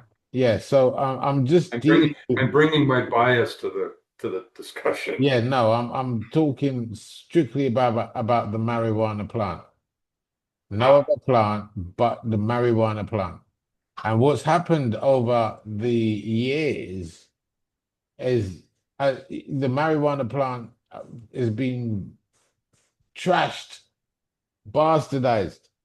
The amount of different versions and this and flavors and this and that, it's gone through the mill. It's just gone crazy. I remember when I was young and there was only a certain amount of type of weeds that was around. You had what they used to call media, which was like just straightforward weed. Then you had another one called bushweed, Thai, golden. There was a very small portion of different strains. Some okay, weak, but now some strong. now we're Now, into market. yeah, but what I'm It's saying is, pure market. It's pure marketing driven. it's completely marketing. It's gone, it's now a field of harvesting and so forth, and it's gone out of control. You add more chemicals, you get more THC, you get more these are chemical plants.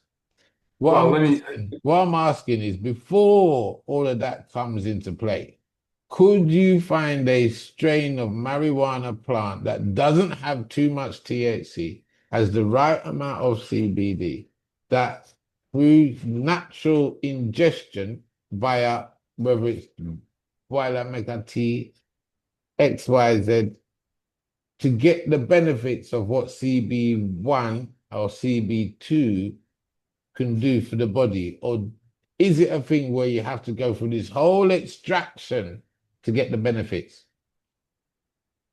Well, I mean, you're asking whether there's a shortcut No. uh, well, the whole Rick Simpson thing is kind of an attempt at that, isn't it? No, I think when we're talking about Rick Simpson, we've gone into extremities. I'm looking at, for instance, um, Are you talking grandma, about? I'm looking at grandma back in Jamaica that she grew, she she could have passed at 130 years old or a real old ripe age. Every morning she had a little ganja tea. She was happy. She didn't need no medication, blah, blah, blah, this, that, and the other. She boiled a little cerasys, she boiled a little this and that, and in the mix was a little ganja. That's what I'm talking about. Yeah, sure. Yeah, why not? Yeah. Is there any benefits in Some. ingest? Say that again? Some, sure, some. It's concentration driven, right? So, um, I mean, it's pure and simple concentration versus effect. So, So you know, basically what you're saying is, all of the processing that marijuana goes through to produce a product is all aimed at concentrating. The so you, basic plant is unconcentrated. So, and there's and different strains have different mixes of chemicals, different levels of cannabinoids, and the texture of the particular plant is going to affect how extractable that is. So yeah, I mean, all these things come into play, and you know, is there one out there that would give you more benefit for the least effort in brewing up your morning cup of tea? Sure.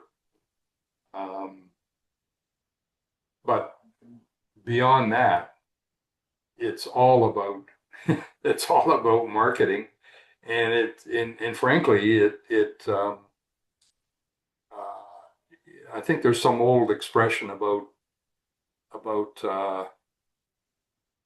can't remember how it goes, but it's basically, you know, um, tarting up or pig in a poke kind of thing, where you can take something that's basically a piece of rubbish, and if you dress it up properly, you can pass it off as something of value.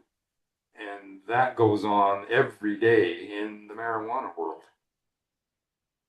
you know,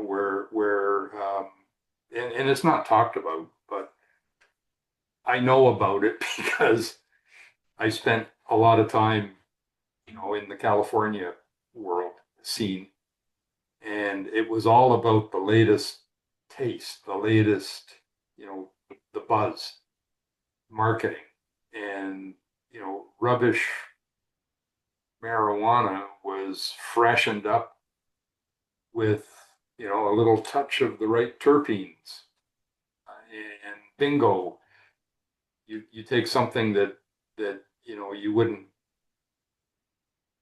well, you'd throw it away, and you can make it temporarily look like something pretty cool. And that happened every day of the week, and it still happens. and this And is this and is this and this is in the you know, in the marijuana world, if you're buying the plant, you know, flower, the buzz is, you know, what the name, and all these exotic names, and it's all marketing, and a lot of it is doctored up with adding terpenes to give it that flavor profile, because that's the first. I mean, I'm not a consumer, so I can hardly speak with the authority of a user, but I mean, the first thing you do is give it a good smell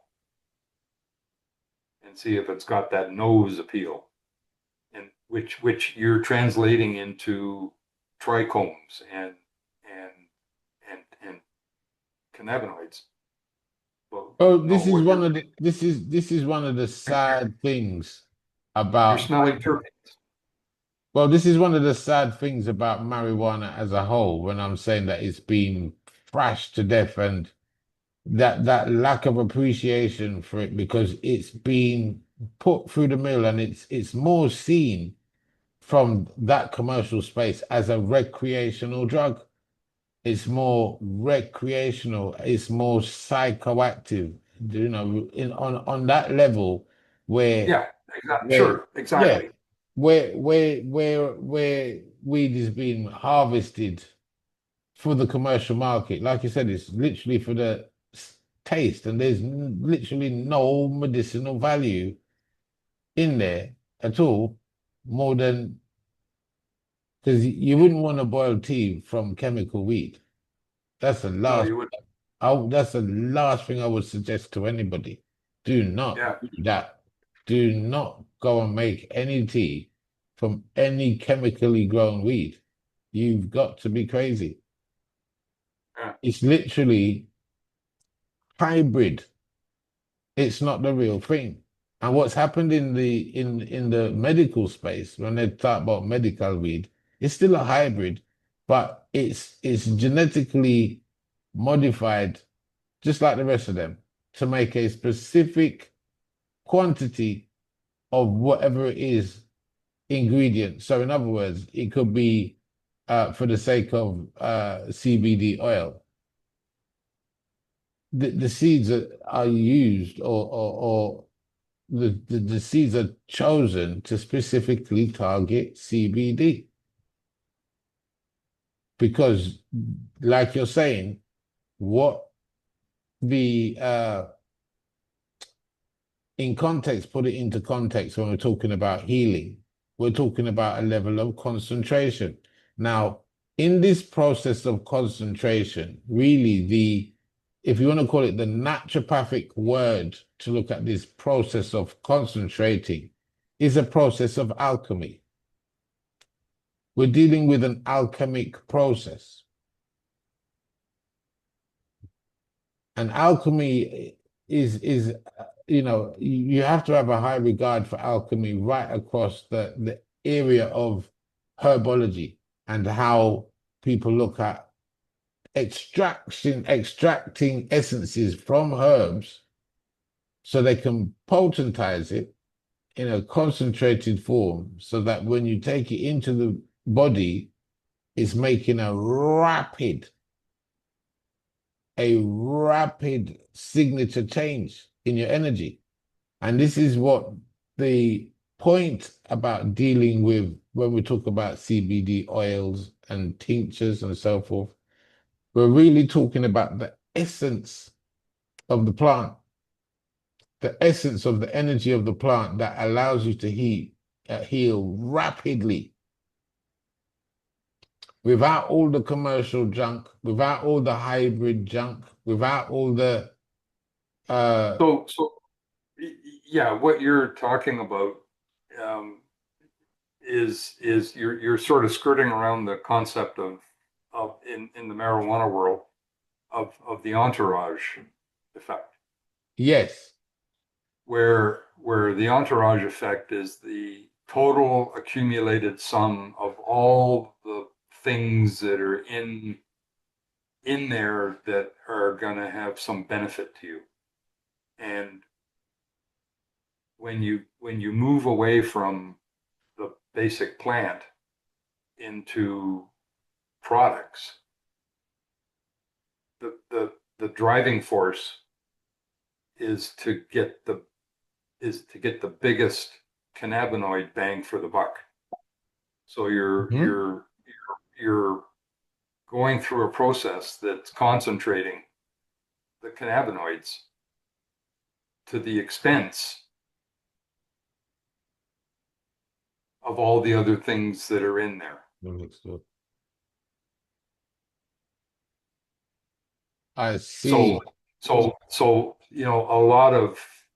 a lot of the refined product that you find has no entourage effect because all the things that would be contributing to the entourage have been taken away in order to concentrate the target. And the target is usually, well, in the case of THC, it's THC. So yeah, it's that's a consequence of where the market has taken this. And even at the level of just the plant itself, that's been genetically profiled to some extent as well. So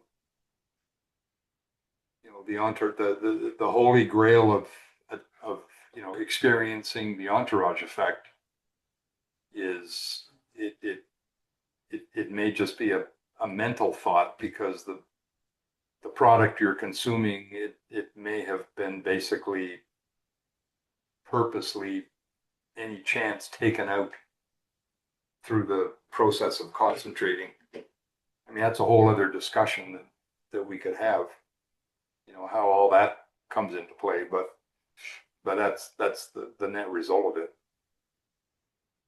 So in other words, where we are in the thickness of all the deception that's happening with marijuana as a whole, medically, it's actually safer to actually just get a bottle of CBD, either without THC or full spectrum. Well, I mean, with or without, So what's the there's benefits? What's the benefits? What's the difference between a bottle of THC 2,500 milligram, which is the ones that we're going to be championing, uh, concentrated, pure CBD extract, but well, versus there's three sort of generic classifications. One is something called THC free. One is called broad spectrum, and one is called full spectrum. So THC free, literally, it's no basically it's CB1 in CBD. there. It's no, it's cannabidiol, and basically that's it. So There's there's broad spectrum, which hold is on, wait, hold on a second, because I really want to clarify this so people to understand. So it's THC free CBD oil would only carry the CB2.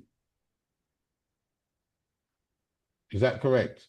it only has CBD, which means it's mainly targeting CB2. CB2, but you do get some CB1 happening. Some They're not, trace, yeah, they're not mutually exclusive. but you're getting trace. So it's like the 80-20 rule kind of Yeah. thing, Okay. where if it's 80% targeting CB2, you're going to get some CB1, whether you want it Spillover. or not. Yeah, That's in the spillover. right.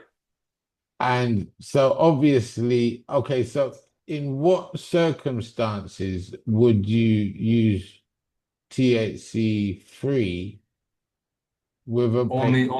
Only if you have an allergy to THC, which is probably unlikely, or you're just uh,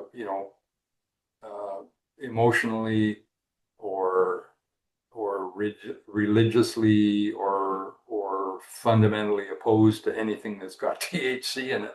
Okay, okay, I see. So whatever belief system that you have there that stops Yeah, you from right, venturing into taking THC, that's why you make right. THC. Or unless there's some underlying medical reason that's been pointed out to you that you're highly allergic in some fashion to THC, which I guess I'm not familiar with that, but could be.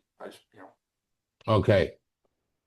And And so, then there's something called uh, it's called broad spectrum, mhm, which is no THC, but it could have CBN, could have CBC. Like there's other cannabinoids that okay, that can sneak in, that can sneak in.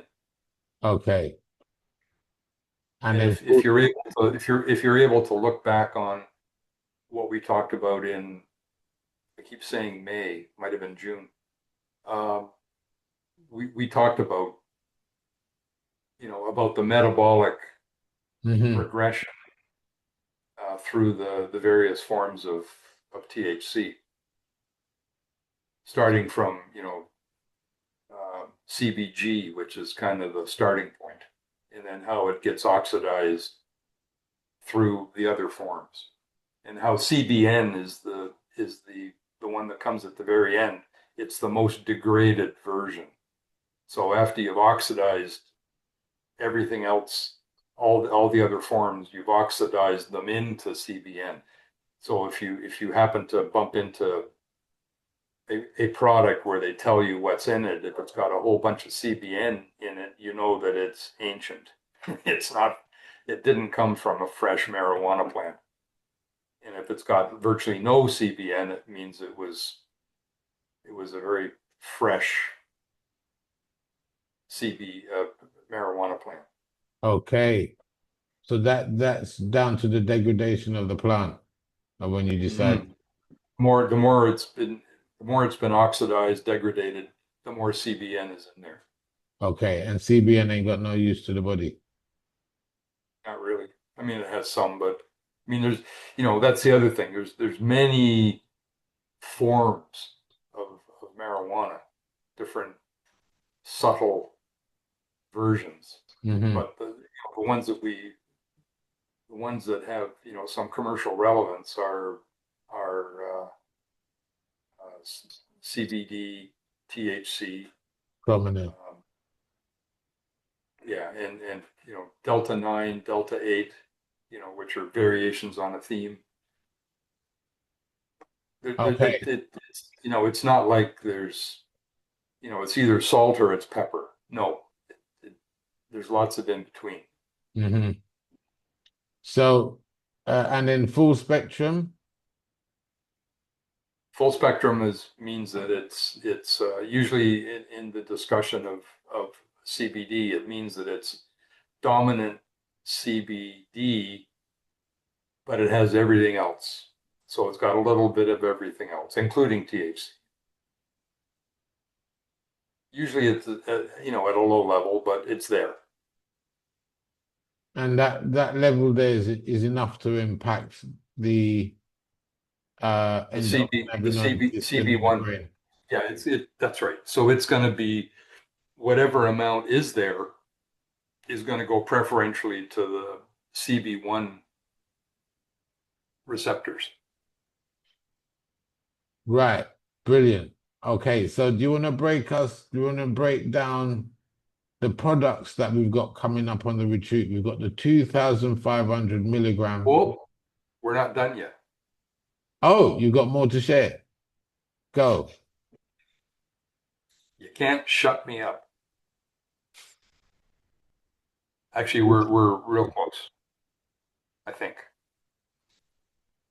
Ah, um, circling back to the non-CB receptors, those 5-HT receptors, which are the serotonin directed receptors, they Hmm. are they're only in the brain. They're not distributed anywhere else in the body. So even though the synthesis of serotonin is primarily in the gut, not in the head, the 5-HT1 receptors are exclusively in your head. And your feeling of well-being does not come from your gut, which is where most of the uh, Serotonin is made. serotonin happens to be generated. No, it's all generated out of the brain. So that Which 5% of serotonin for the brain is the final elixir, that that's the serotonin that's giving you the euphoria, calmness, the and the calm. euphoria. That's right. And those are the receptors which CBD is able to target to increase serotonin production as opposed to the selective inhibition, selective uptake uh, suppression. So when you say CBD, is that CB1? No, CB1 is a totally different type of receptor. We're just talking now about the actual compound, the chemical. Okay, okay. Wow. There, there's CB1 and CB2 receptors in in in in in in your brain as well. You know, they're all over the place up here, but the only ones that are affecting the serotonin levels are the 5-HT1 receptors, which are exclusively up here. Powerful insight. And I think we're pretty much uh, well, okay, this is just kind of a repeat of the what we looked at earlier, but we're if you look here at some of the detail, you'll see that there's 2AG channels that are and yeah, basically 2AG channels here that are, you know, that's the, the push button for increasing serotonin. That's CB1. Sorry, No, CB2. no, no. Those are the 5-HT. Okay. Serotonin. Yeah, yeah.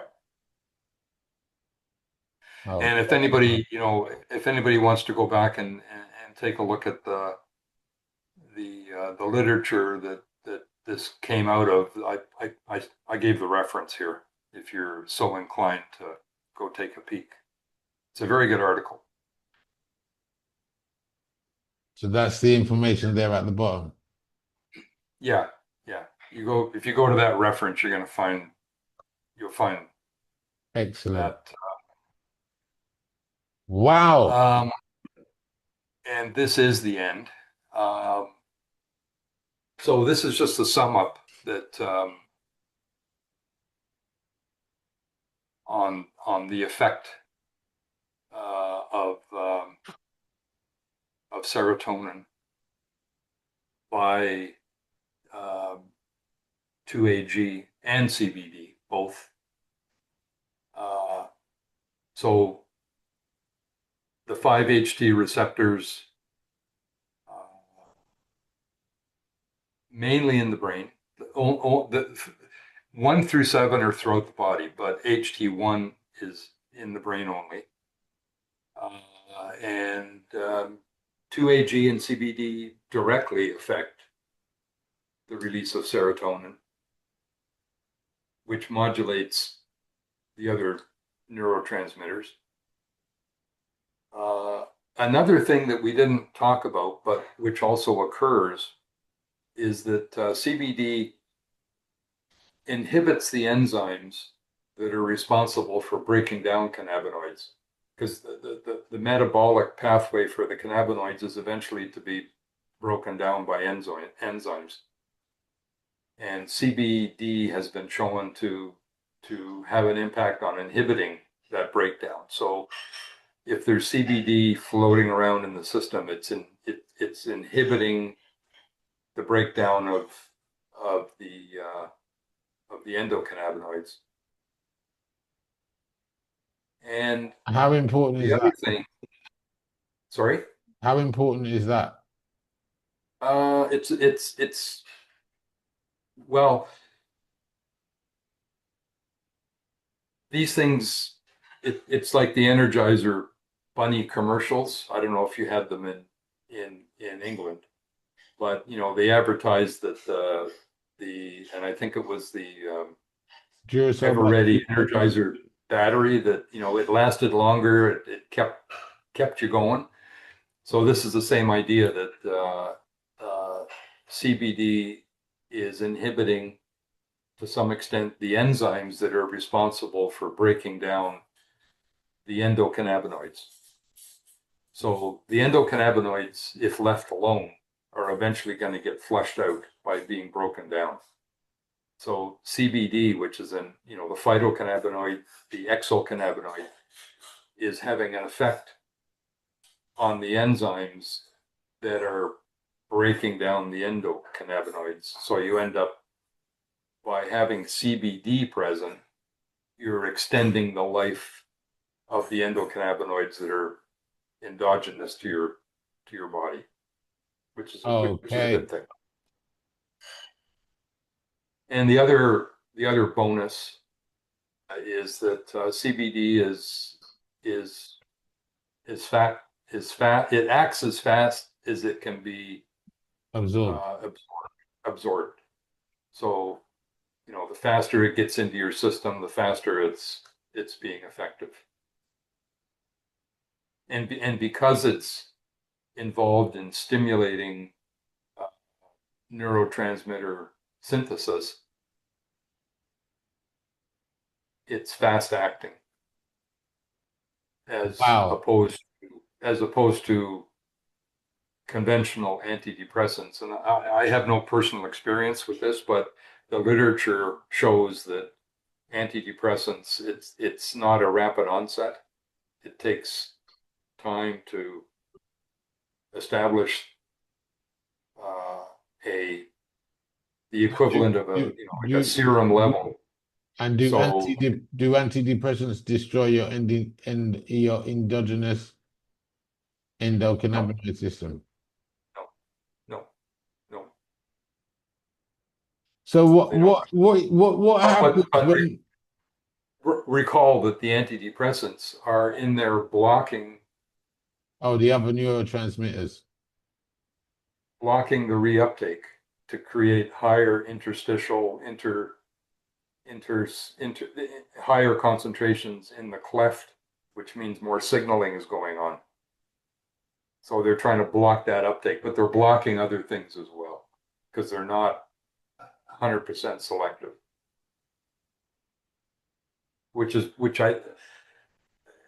Which is side effects. The CBD is 100% selective, Yes. targeting the functionality of the serotonin. Yeah. Well, certainly more direct, more effective on a one-to-one comparison than the antidepressants, which are selective but not unique. Okay. So fast-acting CBD can produce rapid and sustained antidepressant-like effects with minimal side effects, unlike conventional antidepressants that can take weeks to show results and can give significant side effects. Wow. Wow, we. So we've had a deep scientific insight on just looking at the footprint of St. Paul's, or that macro level of your existence that you can't even see with a microscope. You need a powerful, what do you call it? A what? 500 times magnifying micro, what? What do you got? Micro what? What's it called? Or the microscope. That's it, microscope. There you go. A optical microscope that zooms into over between 500 to 1,000 times to Well, see that only gets you to the Greater London. Most of what we've been talking about is in the Whispering deeper Gallery in the and now whispering gallery. of St. Paul's, and that's electron microscope area. We're talking, hundreds of thousands of magnifications, and it's not optical. It's electron. It's a different form of radiation. Wow. You see how far science gone? You see me I talk about chemical engineer and biological engineer and neuroscience and neurobiology and all of these things. We've just had a deep dive with a master. He was just broken it down like we're in a lecture. We've had a double lecture. Some people would have run out the lecture room already. But this is just giving you some real solid scientific background to the understanding of how effective CBD actually is in the body and what its major role is with the major functioning of your serotonin levels in your body. Now, if you don't know about serotonin, just do some research. Just do some research in understanding what serotonin does as a principal whole. And do yourself a favor, take off the glasses of, was it discrimination? Take off the glasses of discrimination and have a scientific view of how powerful this thing can actually aid you, especially in this time that we are living in. Depression is one of the biggest suffering ailments from, I don't know if you want to call it mental, if you want to call it environmental, if you want to call it peer pressure, if you want to talk it lifestyle, all of these things, most people are walking around thinking that it's going to be doomsday tomorrow morning.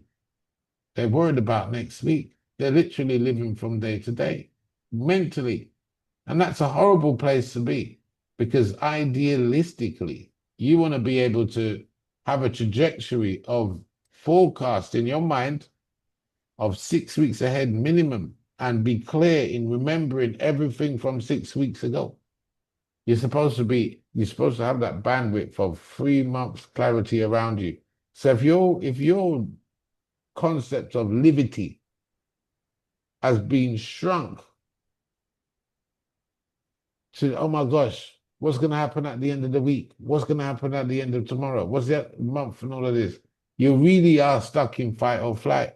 If you feel like something is creeping up on you, doomsday, whatever, and you find yourself out of bliss, what does bliss mean? Some people don't even want to relate to that word because they're gritting their teeth through life thinking this is what life is supposed to be like. And this idea of bliss is completely lost, completely out the window. So when we're talking about looking at some, even, the idea of an Anandamite or the Sanskrit terminology of, Ananda, Satchitanand, the heart chakra, Ananta, and we're dealing with so much stuff when we're dealing with that one concept of bliss resonating in your consciousness to aid your well-being. This is a natural thing that your system is trying to do as a part of holding it together, your wellness together. You got to be able to resonate in the space of Satchitananda, in your bliss, in your truth, and your right to exist in a joyful way that you can love what you do and do what you love. Now, if these elements are missing out of your life, you're not functioning properly. Don't try and fool yourself to say, well, everybody else has got through tough times and I deserve to be put through tough tests and I need to be miserable because everybody else is miserable. So the more misery I can take off, listen, don't be that lab rat where you're just chewing and digesting ill feelings, ill vibrations. You're going to your bed stressed. You're going to your bed late. You're not getting good quality sleep. You're literally, before you don't even realize you're lining yourself up to become a candidate to fall in for the big C. So when we're talking about really sorting out your vibration and a very molecular, a real molecular level, sorting out your vibrations, sorting out how information is passed from your physical to your non-biological self, that space in between where all that plasma is carrying on information. Man, we've gone so deep today. I don't think a lot of people can appreciate how deep we went. Some people are going to think, boy, this year one year coming like me there, class I study degree and this thing. Well, we're taking this thing really serious. It's not no hype thing that we're out here actually doing.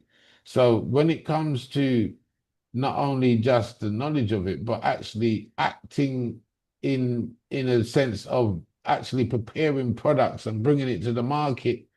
You can hear how staunch Michael is. He's almost, he ain't got no emotions. He's like, he just cares about the data. And in this sense, sometimes this is a very good thing because at least you're not going to get no, what do you call it, coloration or biasness or so. You're just dealing with this pure truth, a pure level of authenticity to what it is you're talking about. And this is why I'm trusting Michael's level of efficacy towards the product or towards the subject to manage the product. What do you call it? Product creation, product what? Product Development. product development, product development. And in our discussions, we've been talking about further extending the concept of product development further down the line in combining CBD with things maybe like ashwagandha and but certain other things which are going to come up. But we don't want to talk too much because people might wrong or teeth the idea. It's a good thing Mike knows the formulas already of how to actually do it and seeing again that the promotion, the agonist aspect of CBD and what it can actually do in combination with other medicines for the body at a rapid level through concentration. We're stepping into an area of medicines that has never been sort of open to the public as we know it. We might talk about years of old, but we're talking about in this space, in this time, as the cap of vilification, or the cap of suppression on weed, marijuana, CBD, all of these things are now slowly being taken off. And now it's being brought to the forefront where people now can not only just experiment, but actually go into product development and prepare things for the public at large. And the CBD that we are actually coming with now, 2,500 milligrams and a 4,000 milligram full spectrum version. These two products that Michael has developed for specific reasons for engineering results within the body. These two products are going to be available at the retreat that is coming up in October. From the 4th to the 11th of October, we're going to be holding a retreat called CBD and All Things Natural out here in Portugal for 7 days. It's going to be a controlled environment. We've got Pamzi from Brixton, the health store. Not just Brixton, he's got stores all over London who's going to be also helping to facilitate the medications and also treatments that we want to devise a very special program that is what do you call it, entwined with a healing of natural herbs and so forth, plus the preparations of Michael's grade A premium CBD. And he said them boys like Dickens because when I say they extract CBD from California, they've got the most purest form of extraction set up in the world. They really go to town in California. It's been the home of millionaires that's made untold amount of money and still is to this day in the marijuana field or the weed field. whether it's for black market use in terms of revitalizing dead weed, as Michael explained earlier, or all the way to farming and cultivating fresh, powerful, strong weed, whether it's for medical uses or whatever. So there's a big surge coming up. The market is going to grow over the next 3 to 5 years exponentially. It's probably one of the biggest markets that's going to be growing in the medical field, and it's a good thing to jump in early with these co-pilots who, again, like I said, they've got profound insight. Literally, Michael also used to teach degree level. Yeah. Yes. So this is serious things, people. This is very serious. This is very serious. And the concepts that the insights, the concepts and insights that has been shared in this conversation, again, you could literally say it's literally at a super academic level. This is not just a fancy talk from information just downloaded from Google. This is information from theses. This is the type of information that would be taught in a high level environment for you to understand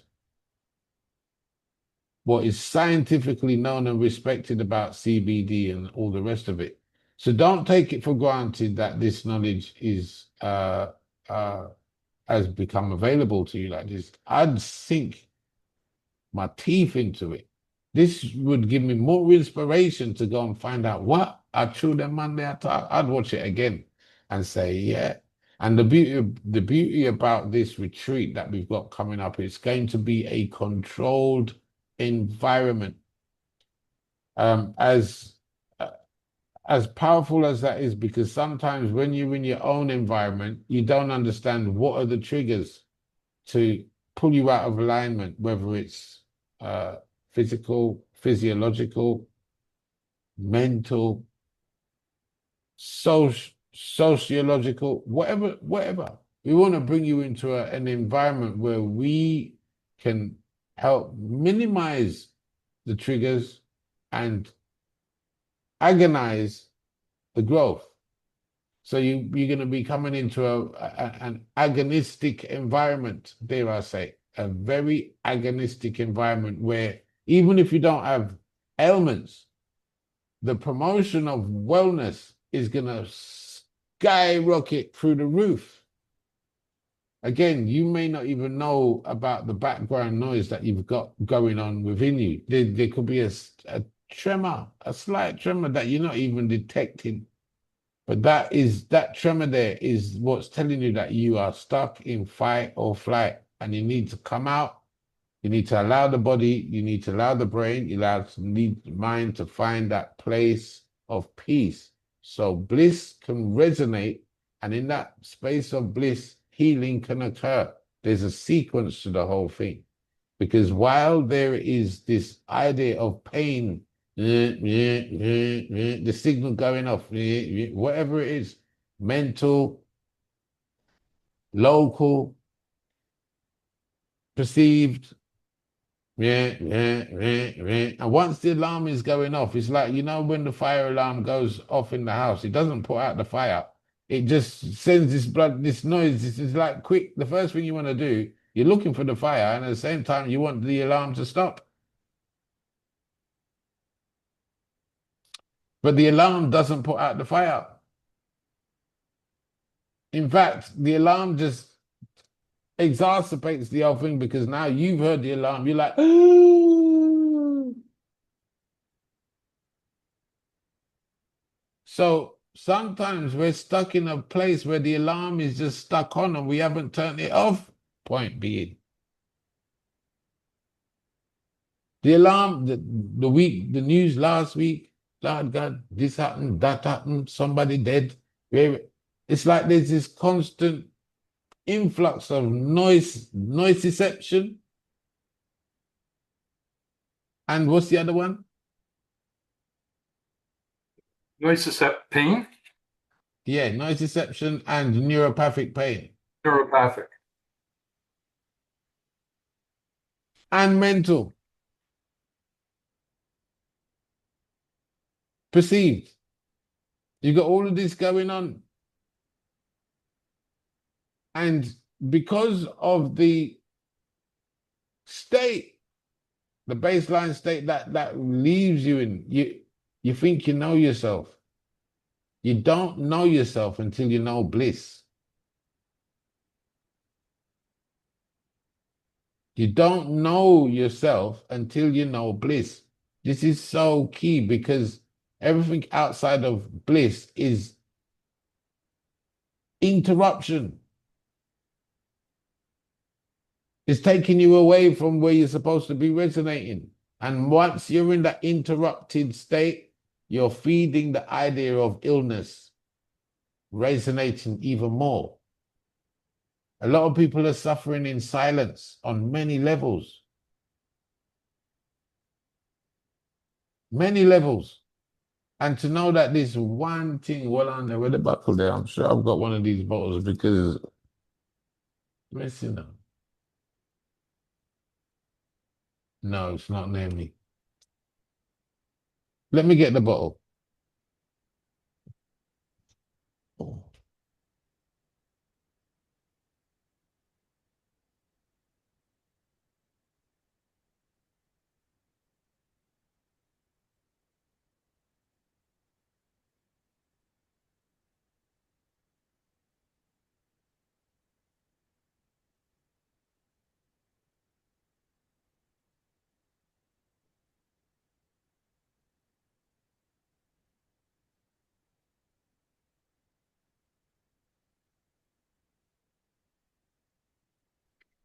I think while he's getting the bottle, I should get another glass of wine.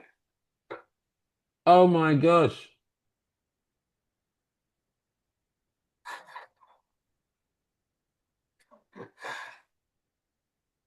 I'll be back.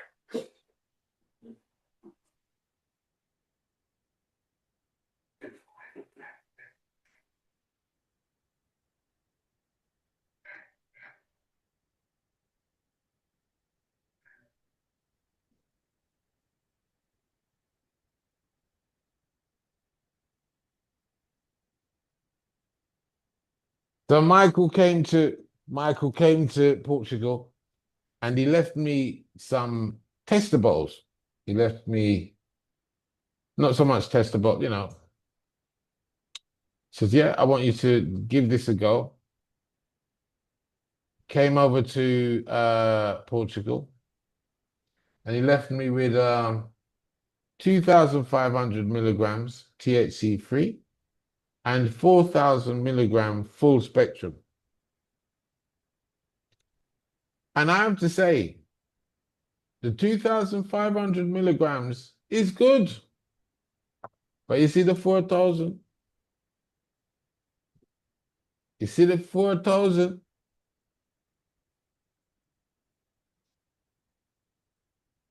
You see the 4,000 full spectrum? If I go to bed late, if I'm feeling drowsy, if I'm feeling uh, worried, if I'm feeling panicky, if I'm feeling burnt out, if I'm feeling like I'm losing focus, if I feel unstable in any way, and the presence of it is strong, like I can feel that I don't feel right within myself. There's whatever the angst is,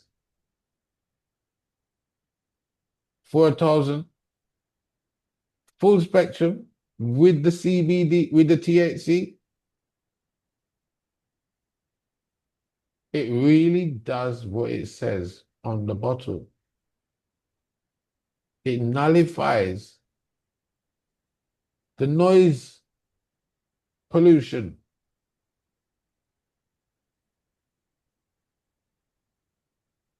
physically, physiologically, mentally, emotionally,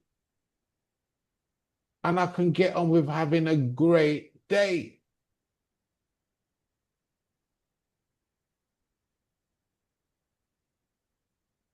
Now, these products, like I'm saying, where Michael wants to push up himself and say, yeah, you see, my CBD, the CBD women I deal with is better than any other CBD because we're extracting it in the most purest, most authentic way. There's less crap in it. There's less degradation in the quality of the CBD that we're using. So you're not getting CBN and CBO and all the rest of it. You're getting pure, concentrated, high quality, grade A CBD, which in certain circumstances would only be found on the top shelf of products. Now you have some CBD out there where I sell 1,000 milligram if you have two, 150, 200 pounds. Allow me to tell Michael. No. So tell me about the pride you take in this and why you've taken this route in closing. Why? Why did you take the route of producing 2,500 milligram CBD? And I understand with the THC-free idea that, if people are religiously against it, or maybe they may have an allergy to psychoactive uh, components, compounds. Um, but the 4,000, the bad boy, the 4,000 milligram bad boy with the full spectrum, with just the right amount of THC in there to see, it's nothing like if you're a smoker and you're really after that drenchedness of THC that you get, it's not going to be nothing like that. But the balance of the THC and CBD in this, when you take it, you know you've taken something. You do know. So what inspired you to come up with the 4,000 with the THC? Well, I mean, there's a dose response curve.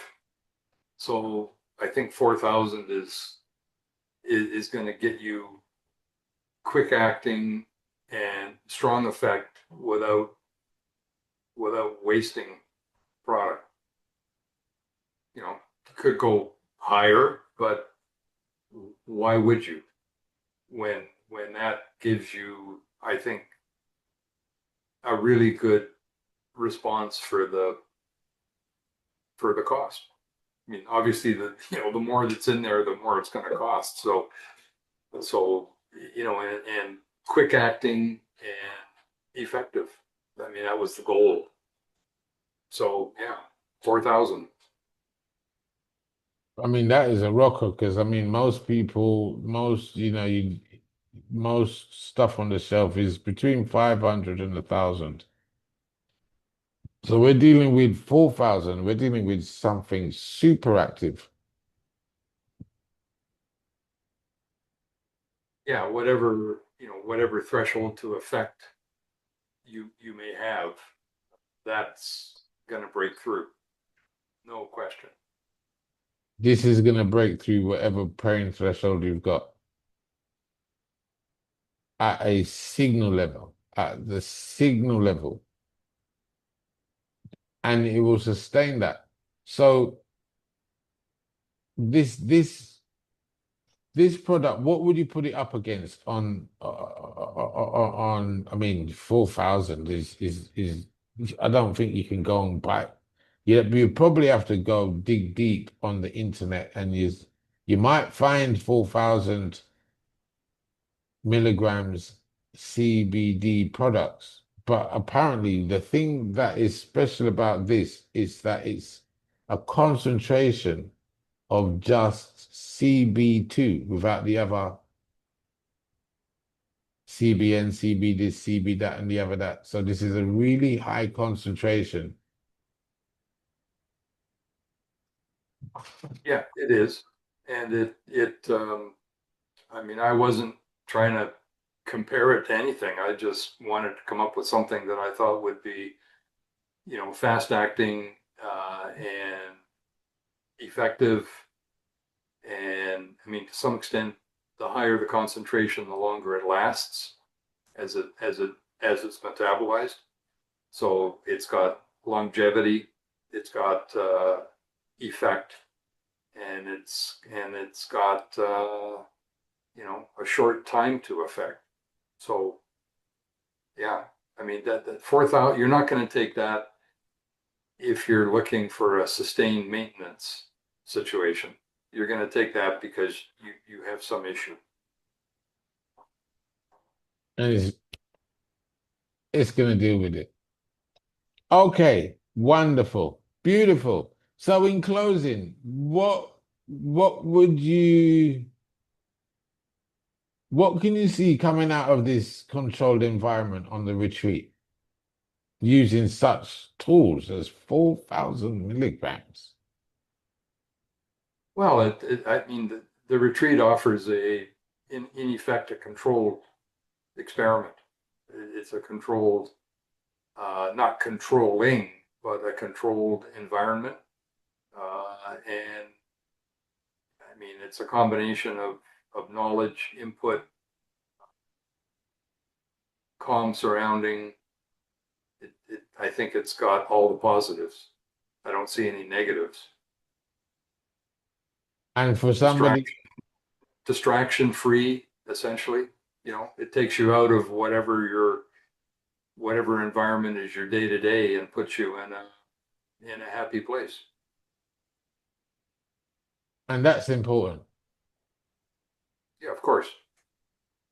I mean, that would be important without the CBD. Or so. Oh yeah. Wonderful. So can you see rapid transformation with people that will come to the CBD, to the retreat and take away something special that they can sustain and keep in not just, oh, the retreat's over, that's the end of it. Are they going to be able to take away gems, the product, a lifestyle, um, see Oh, a I level of think. escalation and take that away and stay flying? I mean, your normal surroundings may be very negative. I can imagine that. And if that's the environment in which you're trying to overcome whatever issues you have, that's going to take away from whatever you're doing. Whatever therapy you're trying to apply is going to be diminished, by the environment. So putting yourself in a calming environment, and with products that are going to have a positive effect, you'll get the maximum experience. And when you take that home, you'll know what's possible, and you can adjust your day to day to try and get back to that, which is that alone's got to be a positive thing. Powerful, powerful. So as you can see, we've gone through a serious amount of academic insight. We've gone through a serious amount of just foresight, hindsight, application, and resonance, how we can resonate to accept. This is the key thing, accept a new view, diminish the vilification and the demonization, and take a new perspective, a new angle, a new view, a new insight, a new level of learning. And this learning will empower you to take steps towards enabling you to grow avoid. And when I say avoid, nowadays, like I'm saying, boy, you see what Michael left me with this thing, you know. And like I said, I don't have to be on it every day. And the one shot for the day, the lasting effect, the lasting sustaining effect, which I can hold on to a resonance and go through life regardless of what's being thrown at me, what's being thrown left, right, and center. Get up, go to bed with no stress on my head, and wake up ready to engage with life the next day and the next day and the next day. These things are paramount, and we have to aid ourselves with the tools that we have around us that nature supplied, that where medicine has reached in the understanding, the alchemy of how these things are extracted or the science behind it. We need to understand these things. And as time goes on, we have to upgrade our self-care program. We can't be doing what we was doing 10 years ago, and that's it. No, everything is changing. The environment is changing. The stimuli is changing. The things that are being thrown in is changing. The pressure is increasing. So you set likewise, you have to match back and force back and get back in balance. You see it? So these things are crucially important, crucially important. Again, if you don't get a chance to get to the retreat, this product is now available at Pempamsey in Brixton. Uh, give Pempamsey a call. He's actually got some in stock. And enjoy life. Enjoy life. Enjoy living. Find your bliss. Find you. And if you do get a chance to come to the retreat, you're going to be in the company of such great, insightful people who are going to be giving lectures and passing on knowledge, as well as getting insight on how to take this, the dosage, the microdosing, and so forth, according to the degree or severity of your case. We're going to be going through so much things. And again, in that controlled environment, not only just the CBD, you got the yoga, you got the breath work, you got the exercise, you got the dietary plan from Pempamsey, plus the additional the medicinal stuff. You got the sound. There's so much things as a whole holistic program. Even if you didn't want to grow, you're going to end up growing. Even if you didn't want to get well, you're going to end up getting well. Even if you didn't want to progress, you're going to end up progressing. Even if you didn't want to detox, you're going to end up detoxing. So much things that are going to happen during this week to aid rapid transformation, because we're not on time for waste now, people. Like I'm saying, and like how Michael Holleran has explained, the reason why the medical industry has gone to the extent of where it is today is because of lifestyles, and the idea of alchemy coming into play to get higher concentrations to match what we are going. Our lifestyle is far from how people lived 100 years ago, 1,000 years ago. All of these things, the increase in pressure, the lack of sleep. You know how dangerous that is? What that does to your brain chemistry, and all of these things. And knowing this natural CBD that has now been through, we have to give credit to where it's due in terms of medicinal advancement and all of the other things, scientific advancements in the studies of naturopathy, extraction, and all this. Now we've got something, we've got a tool, we've got an aid, we've got a way that we can empower ourselves to get to the next step. So this has been a real powerful interview with yourself, Michael. Thank you so much for taking the time, so much time, to explicitly explain things in such a finite way, so we can really understand from a biological level what is happening deep within us, deeper than we can dare to manage or dare to imagine. And understand that this level of depth that you've explained to us not only is what's responsible for our conscious awareness. In other words, when we're in England or France or wherever, we're in our minds, living every day, minding our own business. This is what the metaphor actually means. We're actually in our conscious skin, looking through the window, operating with the five senses and looking at the world. And this perception of liberty, that we're so far out on that edge of life, we don't know what's happening deep within. It's the endocannabinoid system. It's the you can't see it in the toes thing, yeah. It's the endocannabinoid system that is at work, that's regulating how you are in the real world when you show up. So if you're finding problems with how you're showing up to live, it's about time you revisit what you're taking, whether it's dietary, exercise, medicinal, antidepressant, all of that stuff. Do a reset. Maybe you should start with something natural. Maybe, just maybe. Maybe you should look at raising your serotonin levels, because once you regulate your serotonin, you know how important serotonin is.